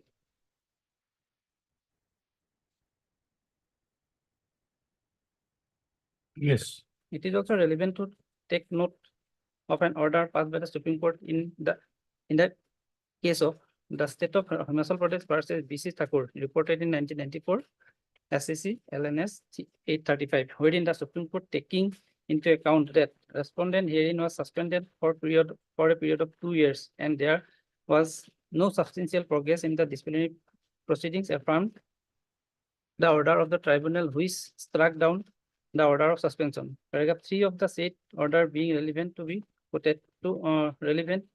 is quoted herein under. Having heard the learned counsel for the parties, we have satisfied that in the facts and circumstances of the case, the impugned order of the tribunal quashing the order of respondent suspension does not call for any interference, even though the other part of the tribunal's quashing of the charge sheet issued to the respondent cannot be sustained. The quashing of the charge sheet by tribunal is not on the ground want of authority to issue the charge sheet or the inherent defect herein.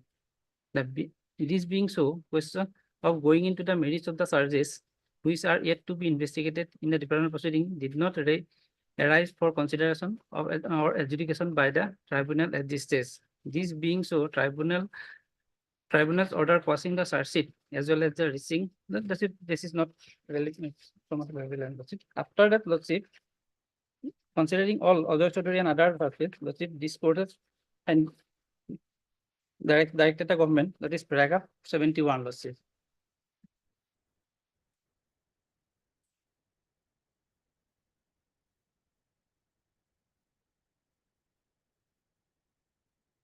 Paragraph 71, Lordship.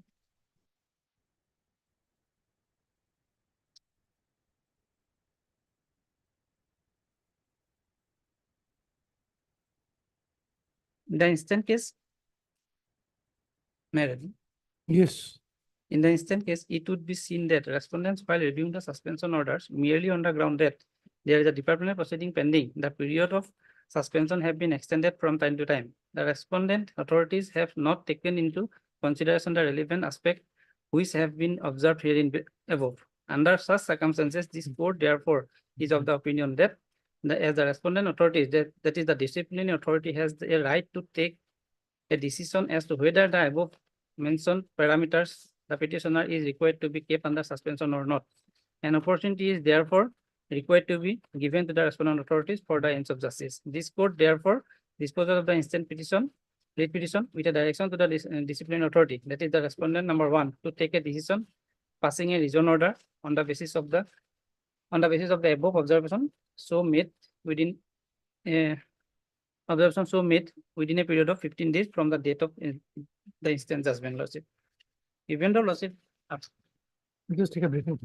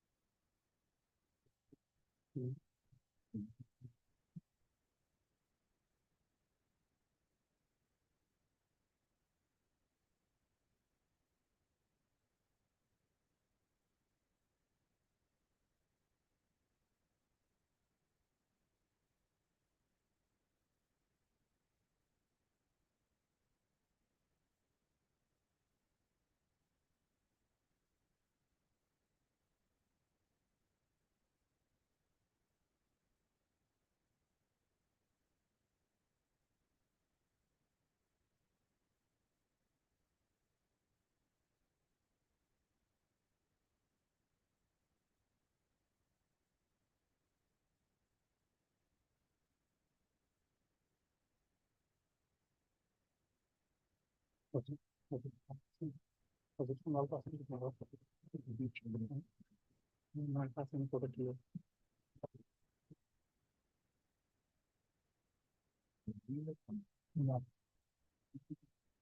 Tata, how does judgment help you? Lordship, how does judgment help you? In this case, Lordship, what I understand is that Lordship, for suspension, for reviewing of the suspension, the authority is the respondent authority is the authority to take a decision, Lordship. And on that view, Lordship, although this is in this case, the Prasanta Datta case, review was done after 2 years, considering all aspects, Lordship, division bench and Supreme Court judgments. The discussion has to be given to the authority. Lordship.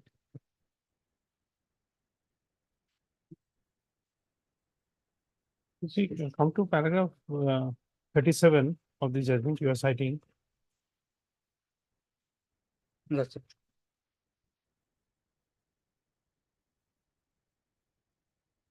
Lordship. This court further finds it relevant to take into consideration an office memorandum bearing number so and so, date so and so, issued by the Chief Secretary to the Government of Assam Personnel Department, wherein following law laid down by the Supreme Court in the case of Ajay Chaudhary Chopra, directed all senior most secretaries of all the departments to ensure that the memorandum of charges such sheet is served upon the delinquent employee public officer before the expiry of 3 months from the date of issuance of the order of the suspension. Omit the other part and now come to paragraph 72. OM is there. That OM is.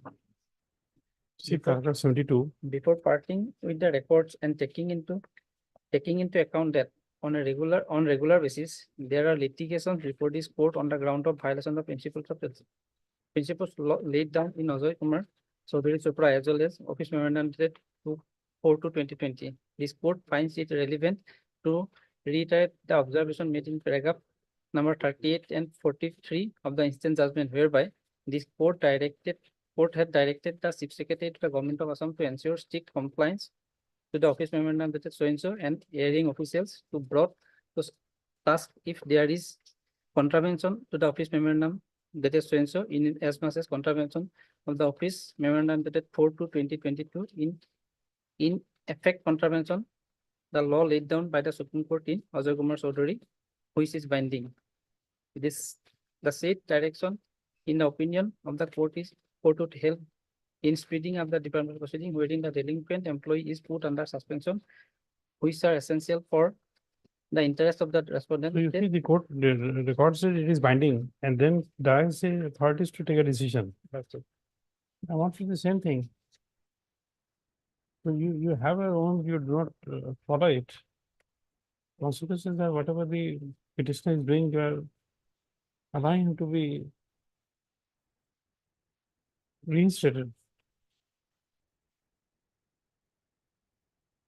Another judgment I want to place the chief division bench judgment. Read appeal number 114/2022.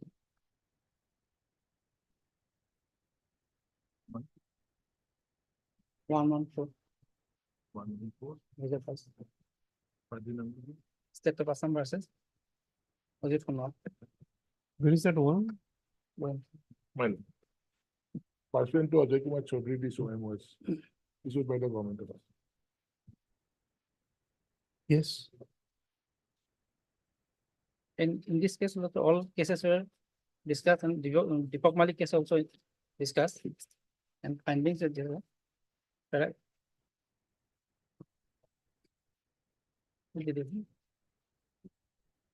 Only one copy was it. Was it one?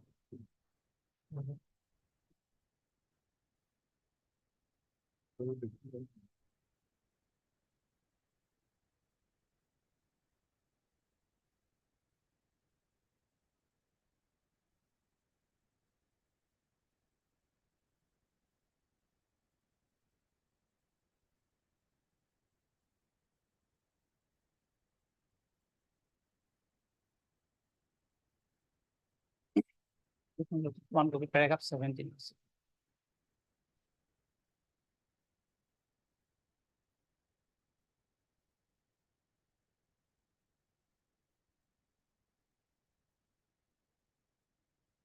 Rule 6.1 authorizes the department to.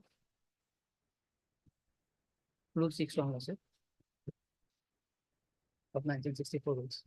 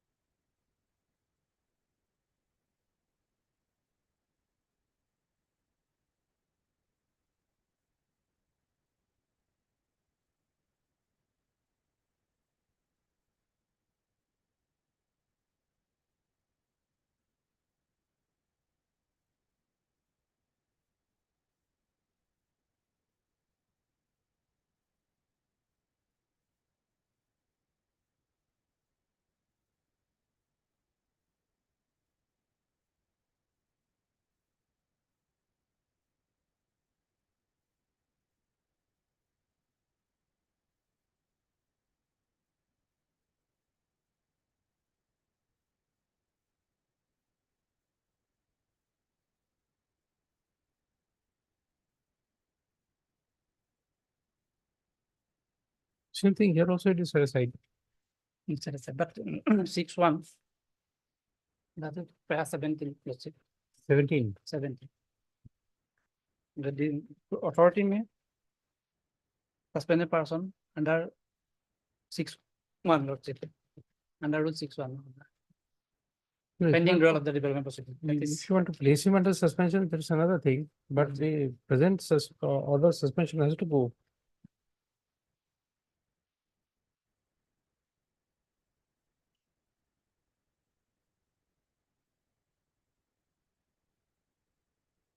Here also that order was set aside, let's say, state has filed its appeal, let's say, so appeal was dismissed. dismissed, let's say.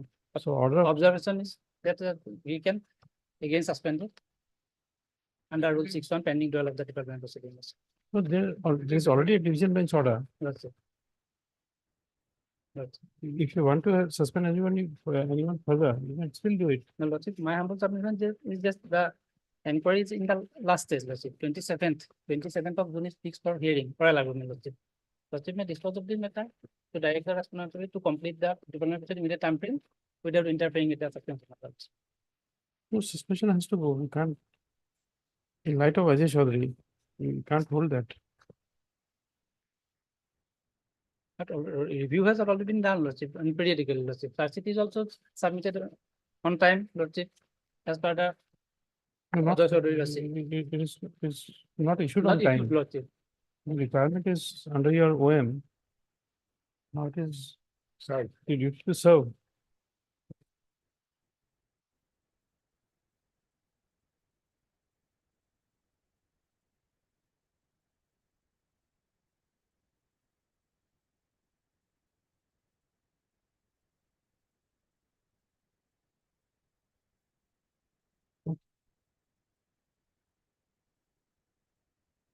Heard. Lordship, another doesn't, sorry. Single bench as well, Lordship. I'm sorry. Ranjit Kaur, Lordship.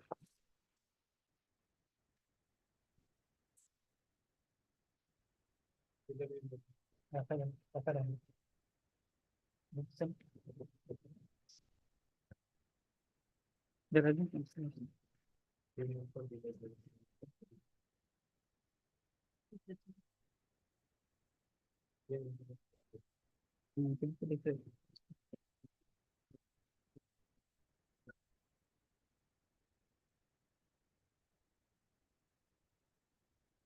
Yes. In this case also, Lordship, the honorable court has directed the department to dispose of the deployment proceeding, conclude the deployment proceeding within time frame, Lordship.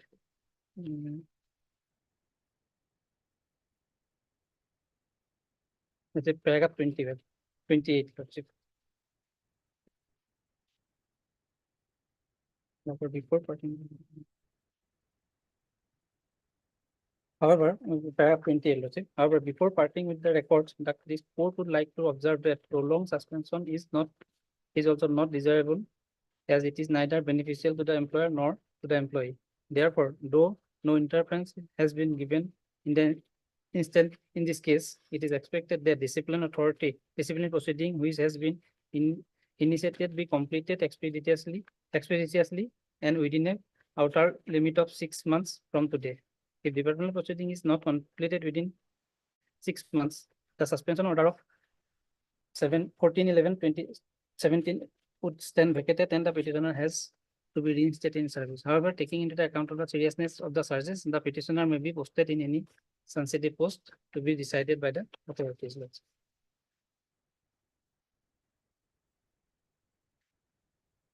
Here you see the doctrine of waiver was accepted. Paragraph 6. This was the direction passed in the earlier round of revision. And therefore the court says that that part was accepted.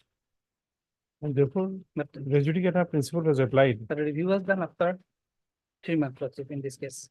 Oh, you see, review may have been done whenever the government wants to. But here the facts was that in the earlier round of litigation, paragraph 6 will show you that this is the order passed. And therefore, this court in this case of Ranjit Gogoi had drawn the bar of res judicata, saying that in the earlier round you did not challenge that. And therefore, having accepted the order of the court, now you can not turn around and challenge, make a challenge to the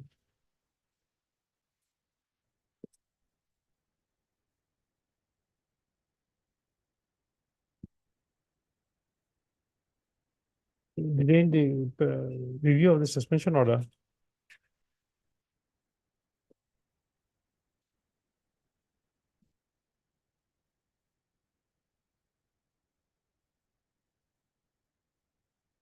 As in,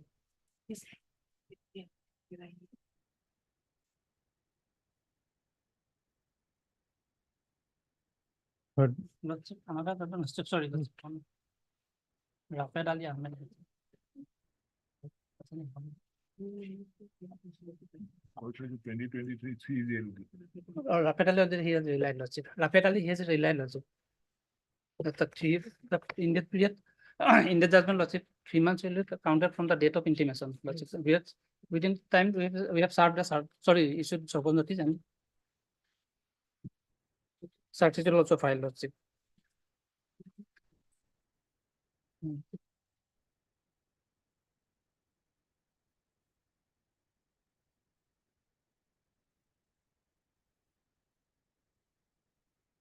And that and. Prashanta Dutta Chakraborty.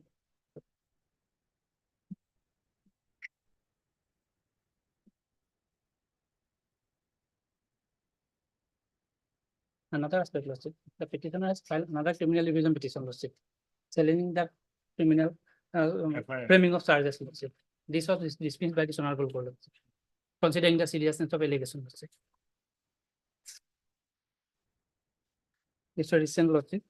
This is This dismissed will on have no 9/5. bearing in this present case. But that's.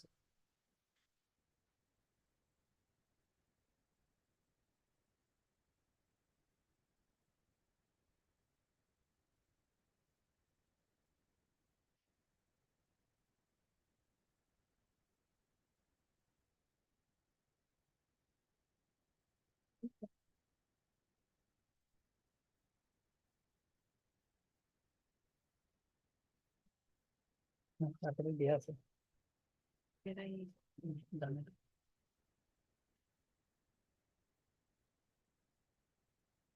Okay, that's what. Heard.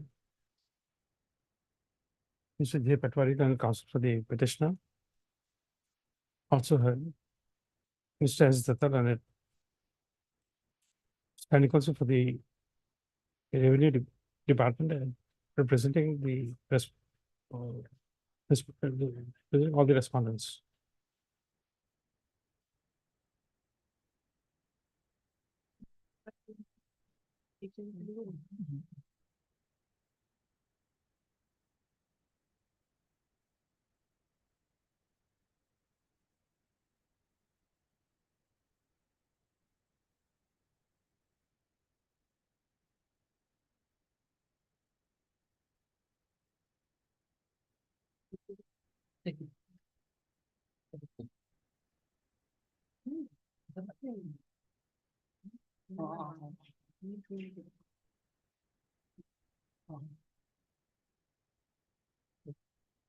I'm appealing for Assam 2 and 3, Lordship. Hmm? 2 and 3 I'm appealing, Lordship. 12, 2 and 3 I'm appealing, Lordship. That's what I'm. 2 and 3, who's for one? I am preparing for. Okay. For one, this is M. Bhattacharya. Additional senior government advocate, appearing for respondent one.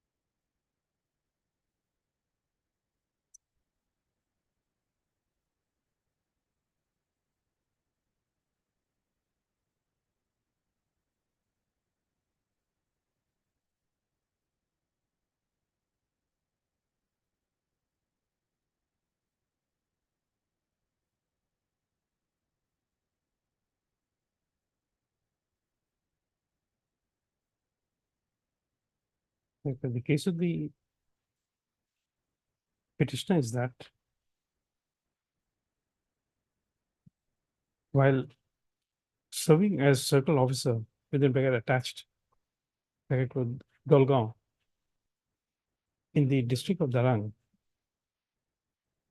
the petitioner was arrested on 10/11/2022 in connection with Dhula DHULA PS case number 114 of 2022. Full stop. As he was detained in custody for a period exceeding 48 hours, he was suspended by notification dated 12/11/2022. Full stop. The learned counsel for the petitioner has submitted that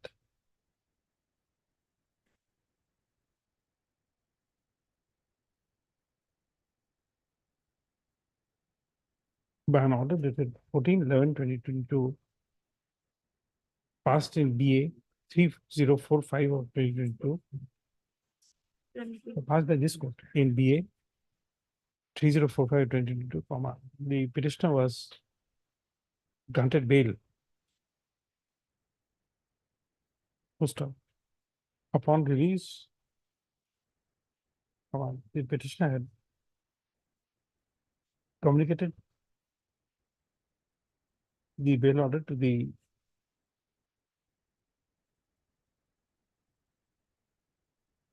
where is the communication? Page 40, my lord, of the additional affidavit.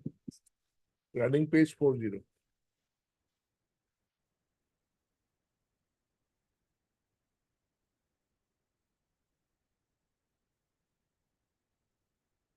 The information about arrest and grant of bail was intimated to the Commissioner Secretary to the Government of Assam, Revenue and Disaster Management Department by letter dated 12/12/2023. 2022. Post office. Was sent to the, was sent to the so by registered post in Delhi with copies thereof to two other authorities mentioned therein. Post office. The said intimation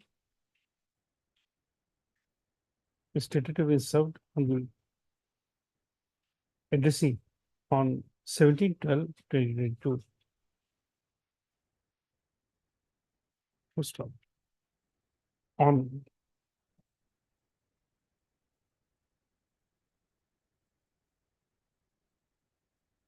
a memorandum of charges dated 17/3/2022 was issued to the petitioner which was posted on 20/3/2023 and purportedly received by the petitioner on 6/4/2023. According to comment, is something that the service of the memorandum of charges against the petitioner was beyond the period of 90 days, which has been laid down by the Supreme Court of India in the case of Ajay Kumar Chaudhary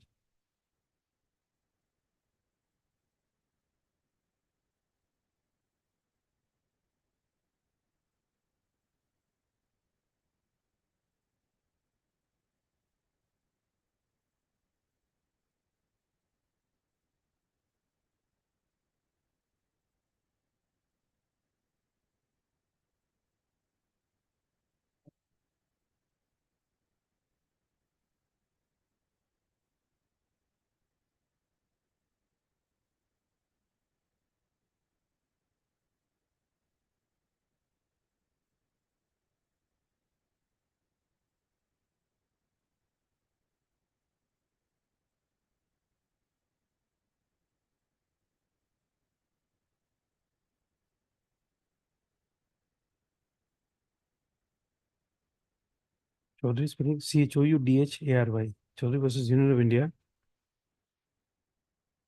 and another 2015 7 SCC 291.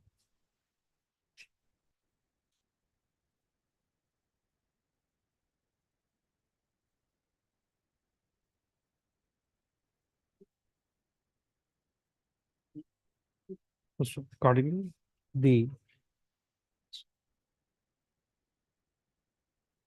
petitioners filed this writ petition under Article 226 of the Constitution of India for setting aside the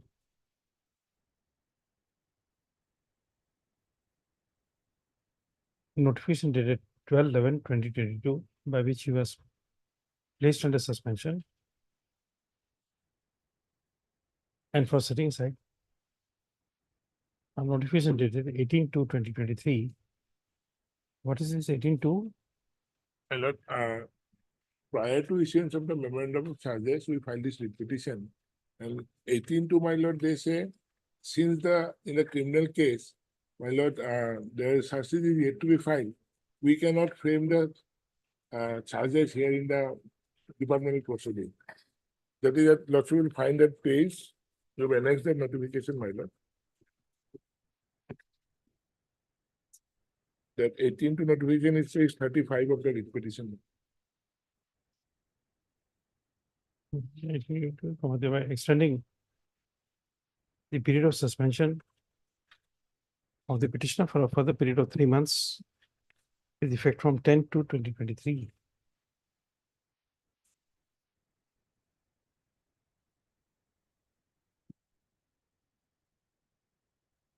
And for a direction upon the respondent authorities to reinstate the petitioner forthwith.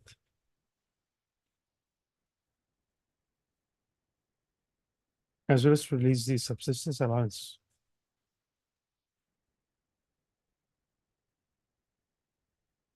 That's well. The grounds counsel for the petitioner has submitted that the order of suspension is required to be served as per the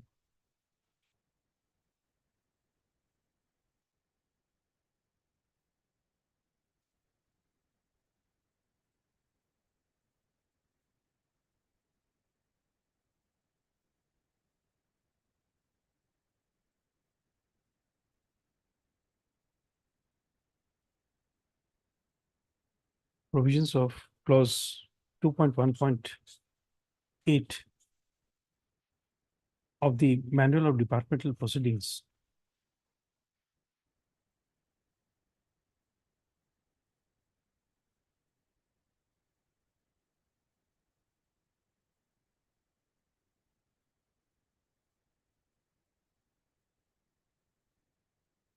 Two point 1.8. In the chapter 2. How is this manual prepared? My lord, these are all executive instructions issued from time to time, and that has been. No, there must be something to allow that.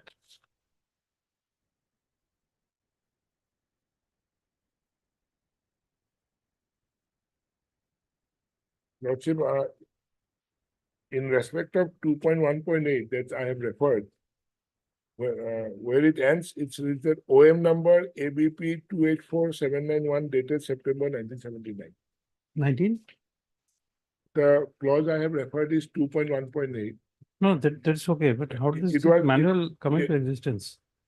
Well, it is a compilation of all executive instructions and OMs. That's how it is. My relevant clause is issued under OM number ABP 284791 dated 5th of September 1979.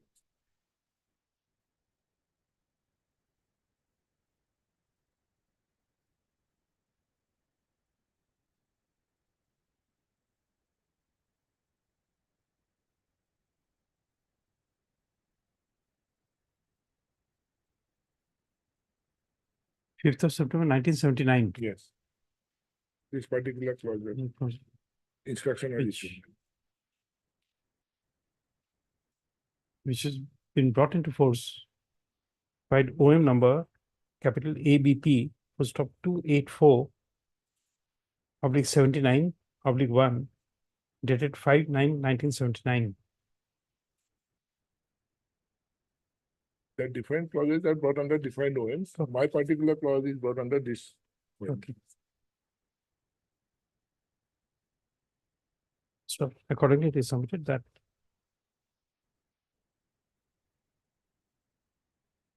pursuant to the decision of the Supreme Court of India in the case of Ajay Kumar Chaudhary within bracket Supra, the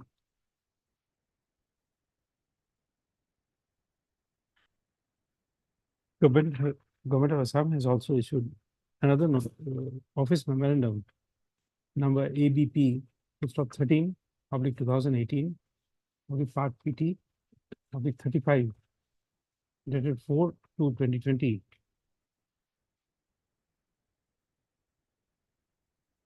By which, amongst others, direction has been issued that if the memorandum of charges of the charge sheet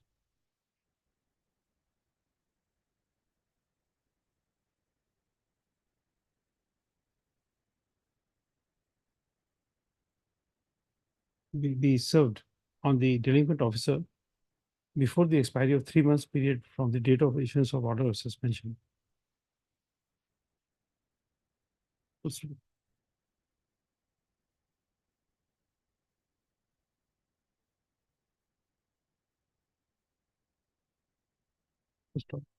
In support of his submissions, you give me the copies of your judgments which you are relying. I bought the books. My Okay. Just write it down and give it to the. Yes, I'll petitioner. give the check. In support of his submission, the Joint Counsel for the petitioner has relied on the following cases. Next paragraph.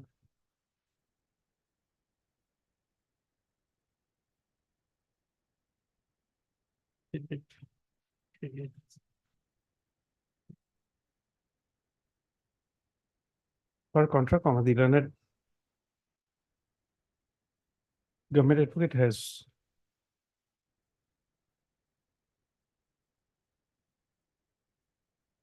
submitted that the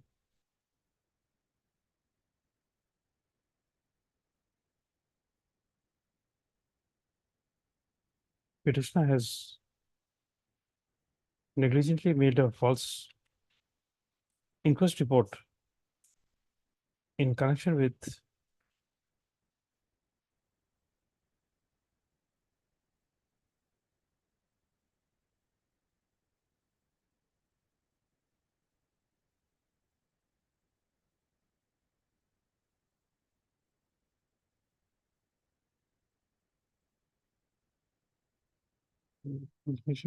examination, inquest over a dead body conducted on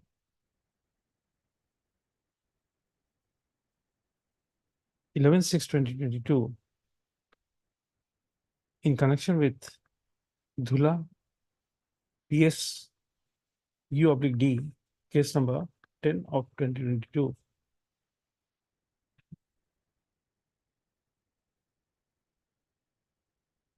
Whereby a case of sexual assault on a minor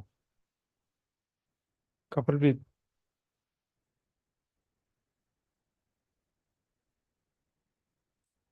a homicidal hanging was sought to be converted to a case of suicidal death.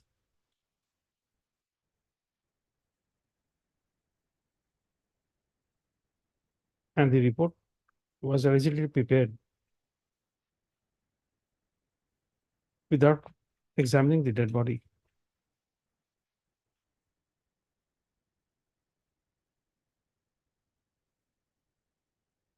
And the signature of the witnesses were taken with a on a wrong premises by misleading them with a false statement, for which the witnesses were not aware that their signatures were taken in the inquest report. And accordingly, the petitioner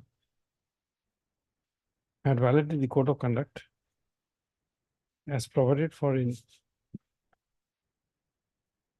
Rule 3 within bracket 1 of the Assam Civil Services within bracket conduct, bracket 2 rules, comma 1964. So it is submitted that the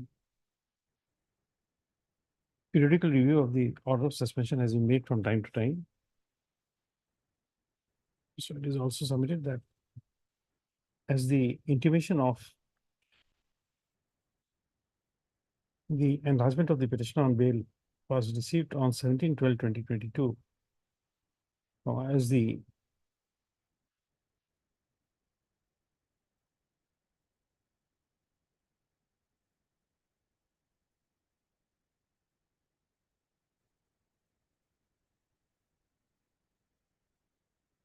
charge sheet was issued on 17/3/2022, there was sufficient compliance of the requirement of issuing a charge sheet within 90 days is provided for in the case of Ajay Kumar Chaudhary within bracket Supra.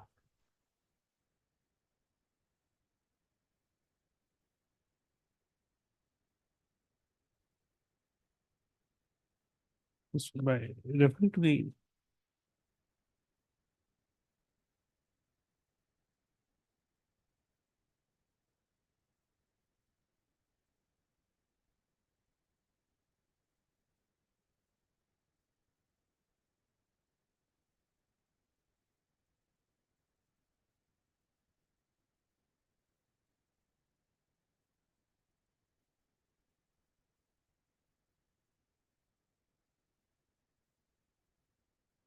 referring to the case.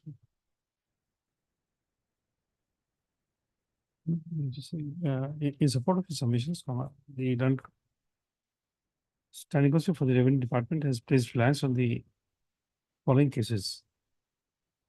Prasanta, PRA, SANTA, Datta versus State of Assam and others. 2023, within bracket 4, bracket was GLT 113, comma. Lagan, LAGAN, Basowar, BASOWAR versus State of Assam and 3 others, comma, WPC 6871 of 2023, decided on 5/2/2024.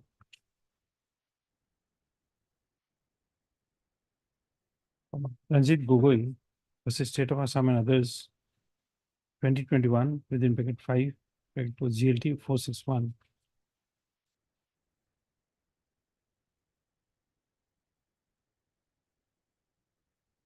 Oh, before that, you write. Before the Ranjit Gogoi, one more case. The State of Assam and another versus Ajit Sonowar and 3 others. WA 114 of 2022. Decided on 2/3/2023.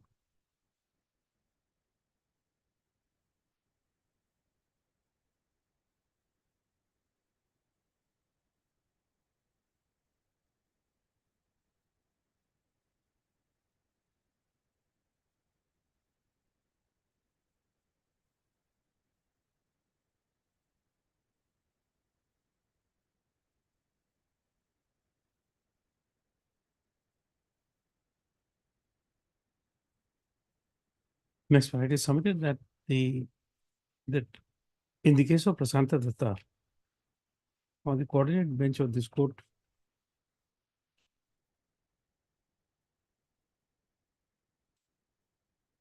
had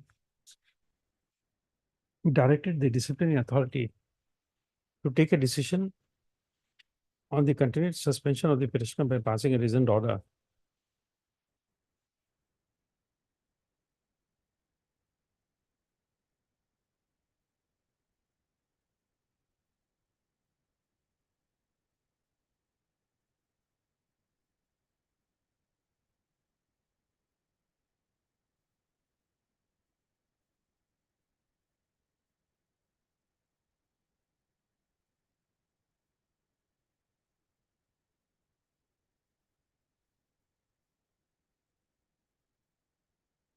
This Lagan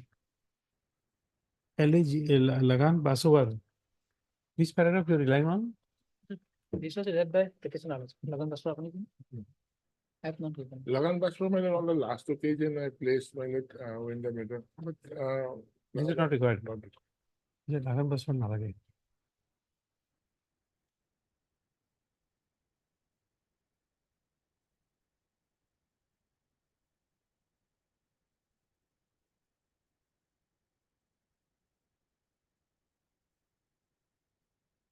So the case of Ajit Sonowal within bracket Supra was relied upon for the purpose of bringing home the point that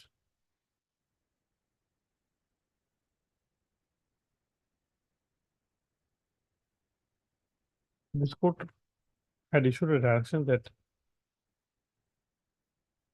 notwithstanding that disciplinary proceeding has been initiated against the respondent therein. Respondents therein.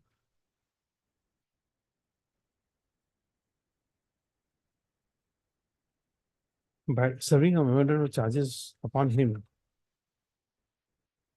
This court had clarified that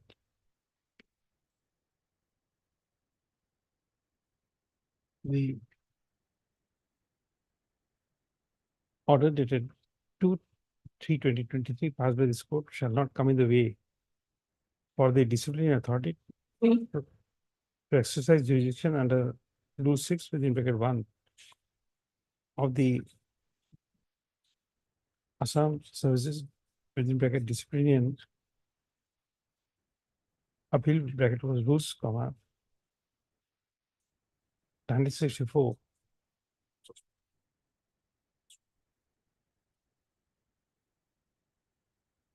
And to pass a fresh order of suspension if advised.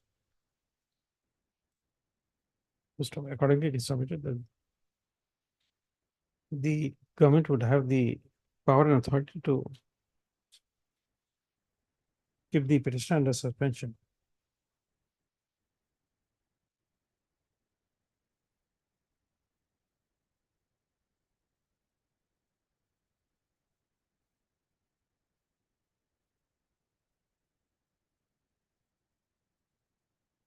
In this, Ranjit Gopal, which paragraph you are relying?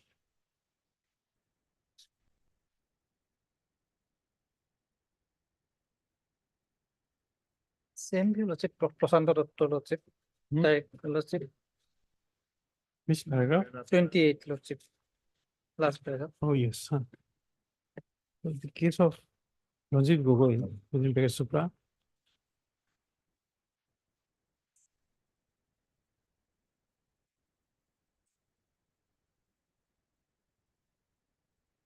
So this court had directed that taking into account the seriousness of charges, the petitioner therein was posted to any non-sensitive post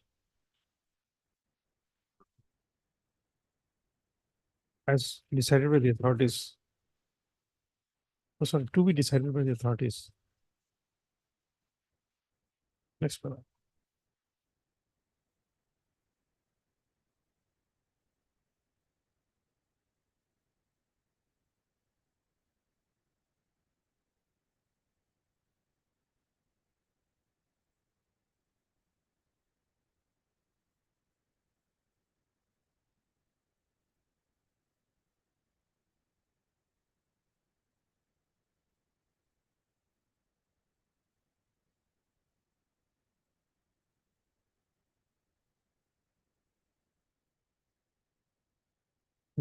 At the outset, the relevant paragraphs 20 and 21 of the 20, 21 and 22 of the case of Ajay Kumar Chaudhary within bracket Supra are quoted below.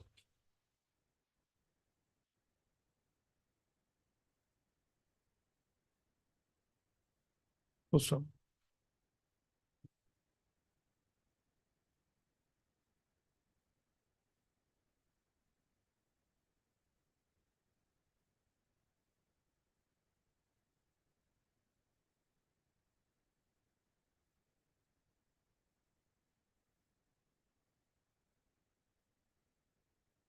So the relevant paragraph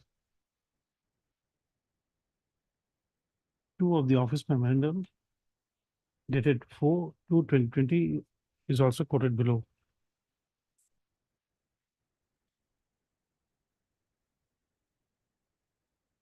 2 and 3.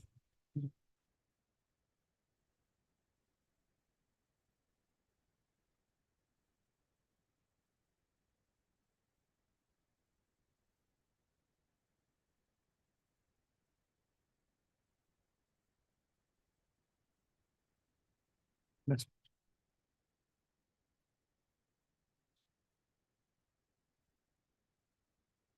from the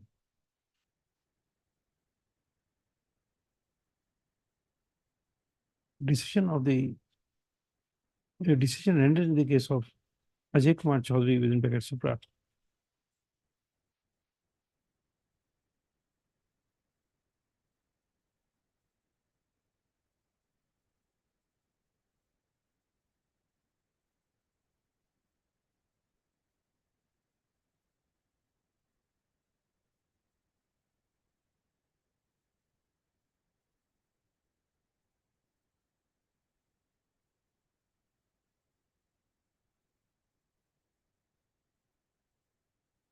It was directed that the currency of a suspension order should not be extended beyond 3 months if within this period the memorandum of charges or charge sheet is not served on the delinquent officer.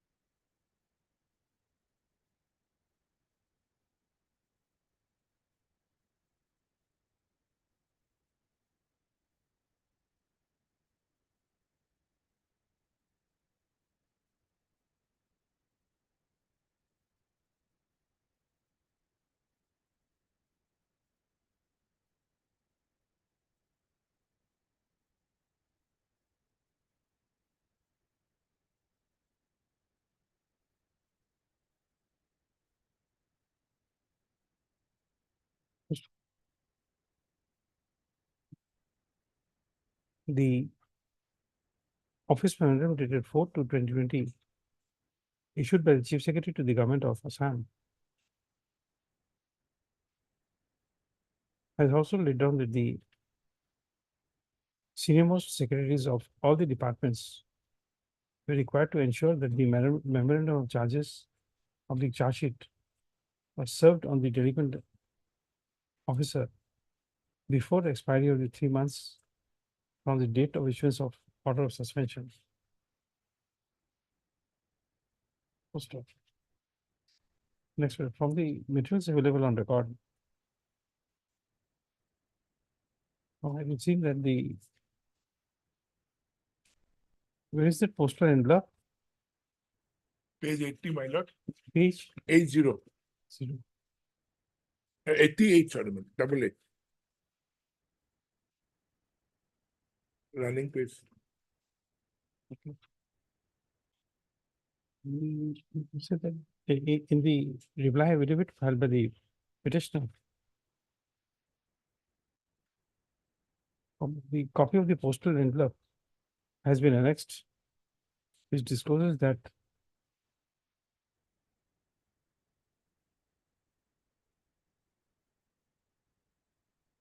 Right hand side bottom, my The- lord. Vertically it is. the said postal article was posted on 22/3/2024. 2023. Oh, sorry, 2023.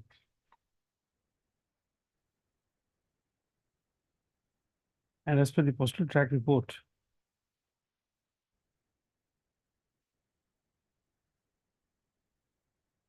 Last.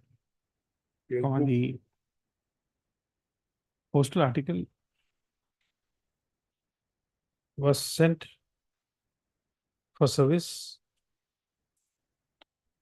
on 6/4/2023.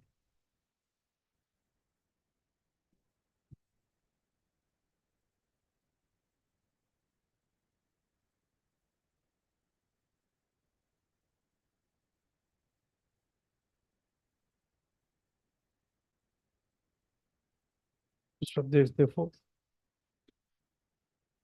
the memorandum of charges of the charge sheet against the petitioner cannot be said to have been served on the petitioner within 17/12/2022, which is the 90th day from the date of from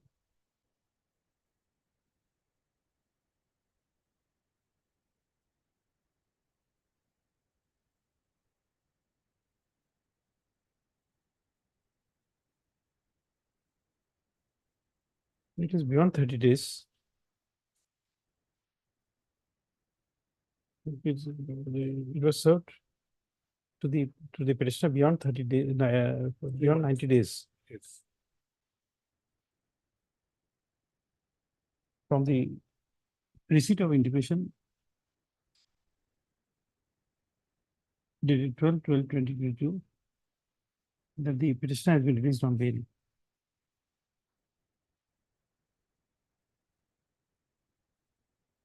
First one.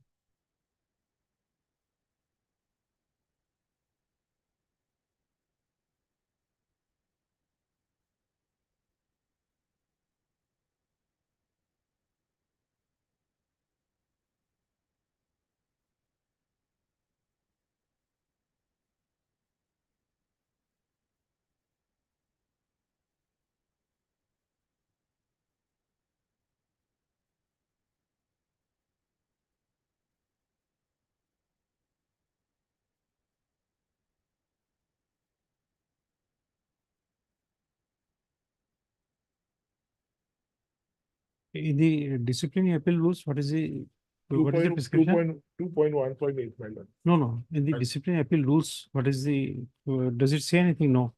No, my lord, discipline and appeal rules 1964 in rule 6 only says about suspension. Okay. Doesn't say about any revocation.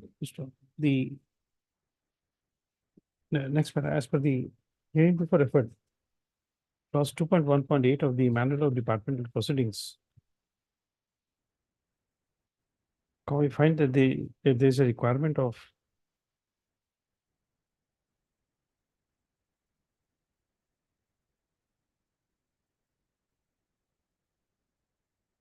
service of the charges and the statement of allegations to the delinquent officer from the date of suspension and as per clause, clause 2 thereof. It is provided that if the charges and the statement of allegations are not served within a period of 3 months from the date of suspension, or during which the government servant concerned should be reinstated.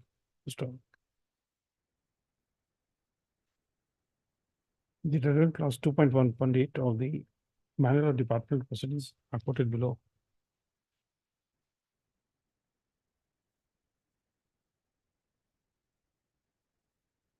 First one.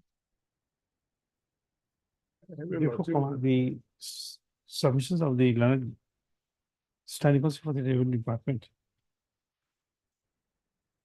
If the charge, memorandum of charges were issued to the petitioner on 17/12/2022. Is not and cannot be said to be a due compliance of clause 2.1.8 of the office memorandum, of the Department of manual of departmental proceedings, read with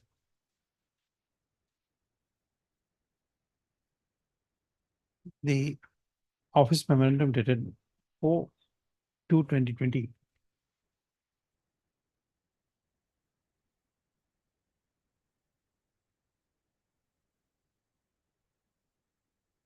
Stop.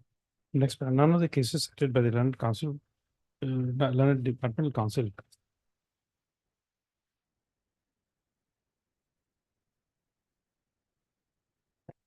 has taken a view contrary to the one laid down by the Supreme Court of India in the case of Ajay Kumar Chaudhary with impact Supra.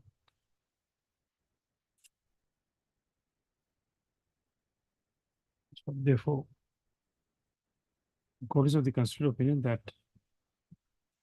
the continued suspension of the petitioner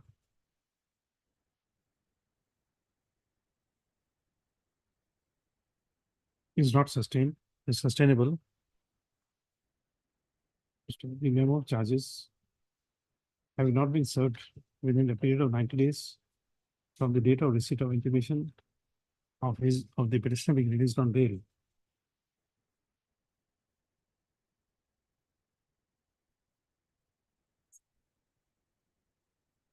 Would warrant an order for reinstatement of the petitioner in service.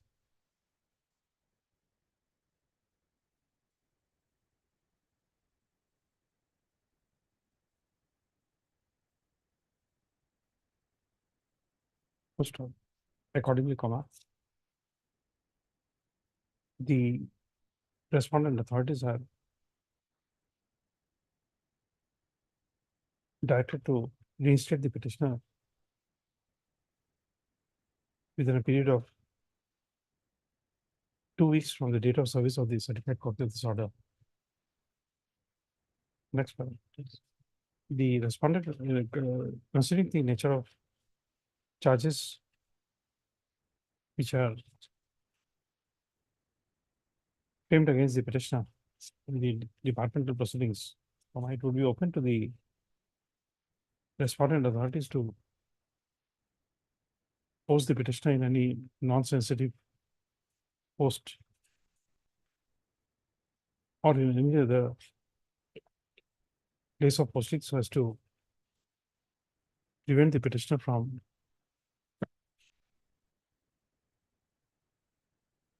influencing any witness.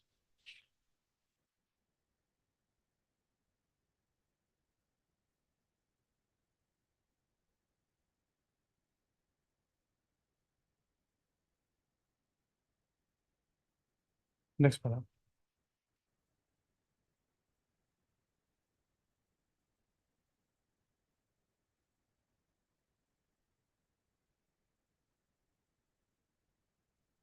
As the court has held a petitioner to be entitled to be reinstated,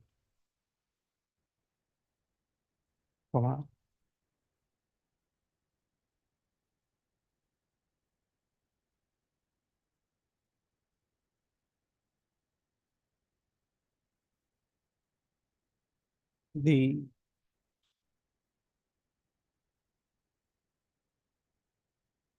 there's no requirement for setting aside and quashing of the order of suspension dated 12/11/2022. Where is the other order page? At page 35. 35 or the notification dated 18/2/2023.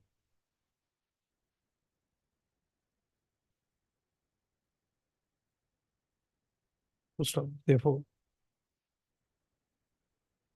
operating prospectively, the said two notifications dated 12/11/2022 and 18/2/2023 or any other subsequent notifications of extension of the period of suspension of the petitioner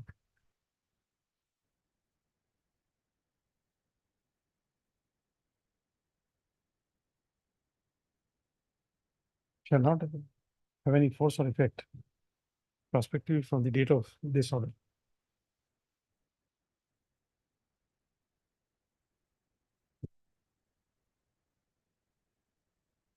These judgments you take it tomorrow from the court master. My lord, the judgments that I have referred, I have written. The judgments that I have referred, my lord, Which one? all the judgments the lordship said. Yes, yes. Vasitya Singh, constitution bench, Vasitya Singh is important. Lordship. I'm sorry, Lordship. One of my argument was that Lordship, since the date of next hearing is 27 June, my submission was that the Lordship may dispose of the matter with a direction to the customer authorities that may be incorporated, Lordship. Which one? Since the date of next hearing is on 27th of June. My I don't submission, need an order from the, Lordship, for that you don't need an order of the court.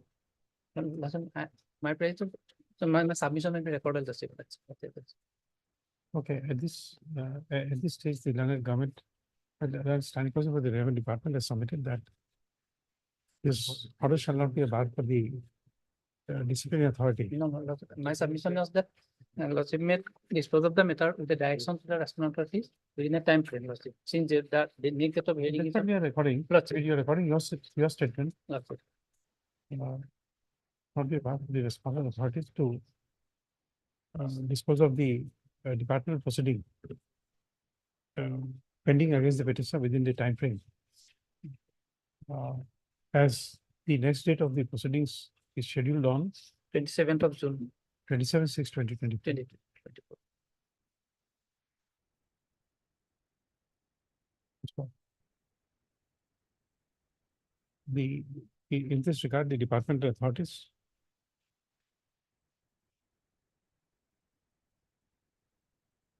would do the needful to complete the departmental proceeding within a time bound manner.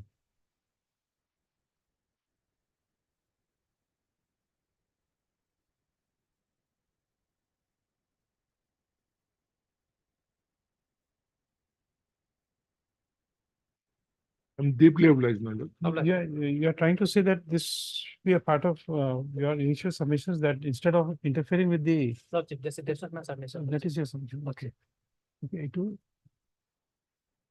you strike it out. You write it is also submitted, any submissions. It is also submitted that. Under the facts on which the petitioner was suspended, instead of interfering with the order of suspension, it would be in the, it would be appropriate if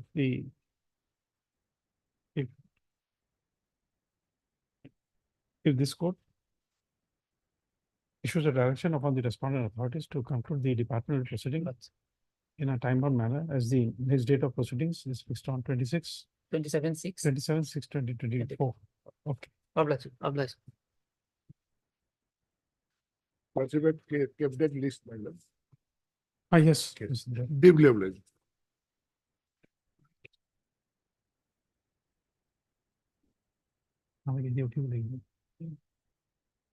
Did you?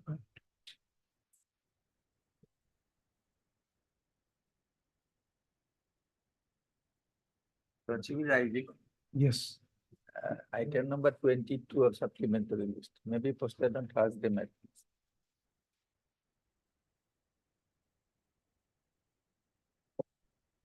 Twenty-two. 22. It was fixed for today, my lord. Instruction was sought for on 5th. See what is the matter. 22. A small matter, my lord. Lordship, this was pertaining to retrospective promotion, Lordship. I can't remember unless I open the file. Yes, Lordship. May that's good. kindly It pair will with the, take a little time, Lordship. Lordship may kindly pair with the last order, my lord. I am not on last order or anything, Lordship. I am also ready. But since Lordship is rising, Lordship, so. There's a meeting at 4:30. Yes, Lordship, that's right.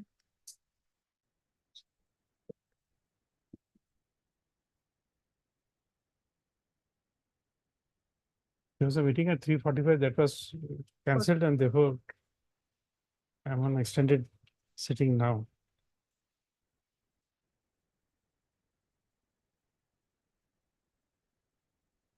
Okay.